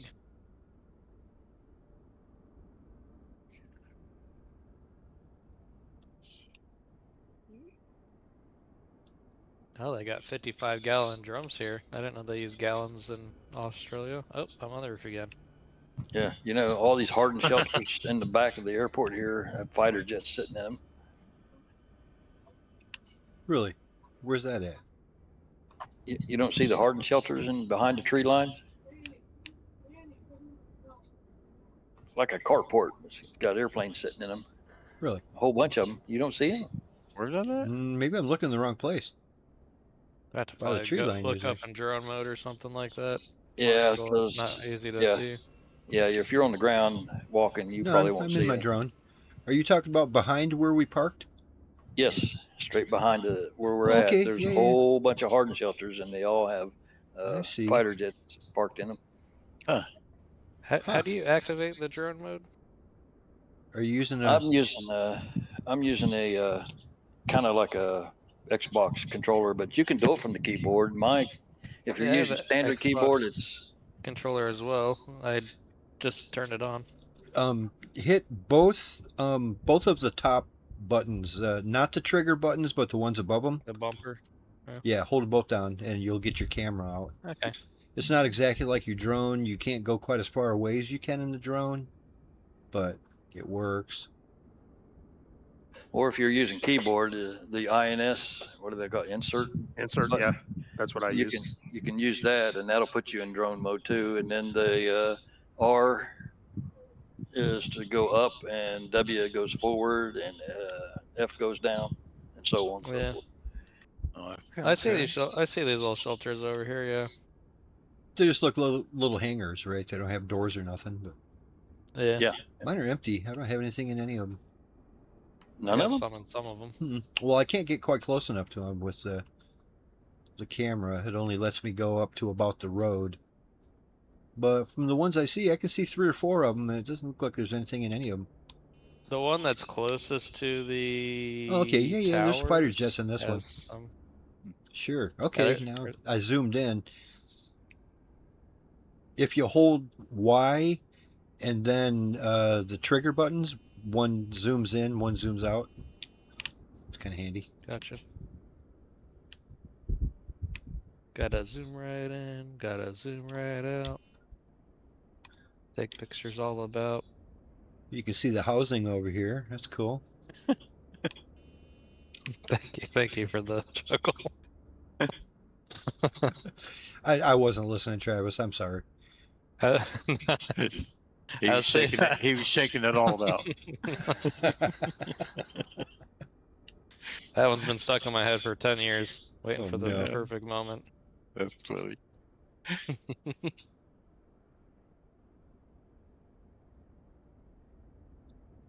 There's definitely a lot of stuff here to check out. Well, I definitely need to get me a.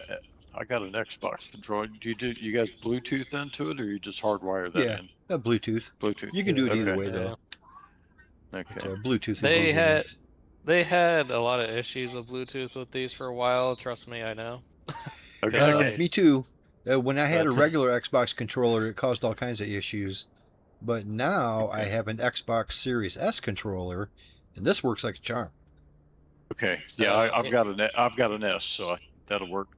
It didn't matter for that so much for me. It didn't? At least for a while. Like, I think now it's working a lot better, but they would get a lot of input lag, and the input lag would actually like drop the frame rates on whatever game I was playing. Right. It wasn't I specific had to a game, issues it was before. crazy. I had stuff like you would push the stick forward and it would just keep going forward. You know, it wouldn't stop.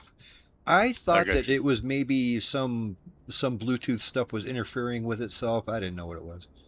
Yeah, I think it was because once I connected it, once I hardwired it, everything was normal again. Yeah. Yeah, like when I'm playing Kingdom Come Deliverance, I always hardwire it because it just seems to act better. But if I'm just flying my little drone around, it doesn't seem to matter. It's fine. But if I'm playing a video game where I need any kind of precision, I hardwire it. I found a helicopter in this hangar over here by the towers. When I've got my complete flight sim hardware plugged in, I don't have anywhere to hardwire plug in. So that's why I just use Bluetooth for this. Hey, it looks like Tailhook's standing on top of the... How'd you get up there? I have no idea. You're standing right on top of the... Okay. Yeah, I have no how. It was like all of a sudden I was up here. And it doesn't look like there's any way to get up there. Walk under the tail stabilizer here on my side, on the left side to you. I think I'm still inside the thingy. I am still inside the thingy. Walk under the tail stabilizer. Somewhere around here, I was able to get up there. I'm gonna see if I can jump off. Oh, okay, now it's not working anymore. There we go. Oh, now I'm an idiot. You know how that works. Just fell out of the sky. Okay, now I'm back up. Yeah, if you walk under that tail stabilizer, maybe look the right direction, like look towards the rear of the hangar. All right. Maybe that'll Let's see what get you up happens. here, but...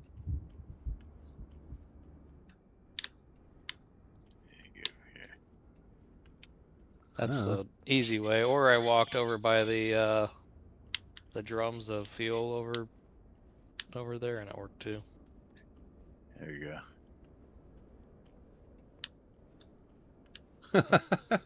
I saw you just kind of like levitate straight up into the air. Yeah, it was weird. I don't know. There's definitely some random little bits in here that the sim just says, "Oh, well, You know, Okay. this Hello. is where you're going now. I don't think it's working for me. Not directly, and I'm just walk around the whole area. Around them. Eventually you'll find a weird spot. It seems like when I'm looking like out, I don't know, but there's a spot over, I don't know, somewhere maybe over here. Hey, a kangaroo. Do it again. And then there's also a spot under here somewhere if I look back this way, and just randomly found a spot, but I don't know. Oh, No, whoop, there's there one. you go. I found, Okay, I I want found to an do that. ATV. How do I do that? I found an ATV. Too bad I can't get on it. It won't Yeah, if let you just go, don't think about it and wander around enough in there, look at the details, you'll probably find a spot. No, my guy's too fat to do that. Apparently. Then you gotta break your leg to get down. Excellent.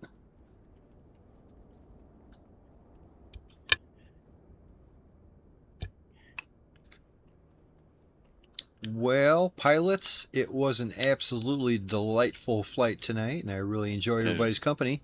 And we all had a pretty good time, I hope. So, why don't we count on doing this again next Friday? Let's meet back up here at this airport, Tindal Air Force Base, and we're going to start heading northwest, and we're going to check out the rest of the world. It's always a good old time. But I always enjoy everybody's company, and I enjoy everybody who watches the stream. Thanks for the support, and we'll see everybody next time. Have a good weekend, and have a good week, and take care, everybody. Bye now. Take care. See you guys. See you guys. Good night. Good night. Good night.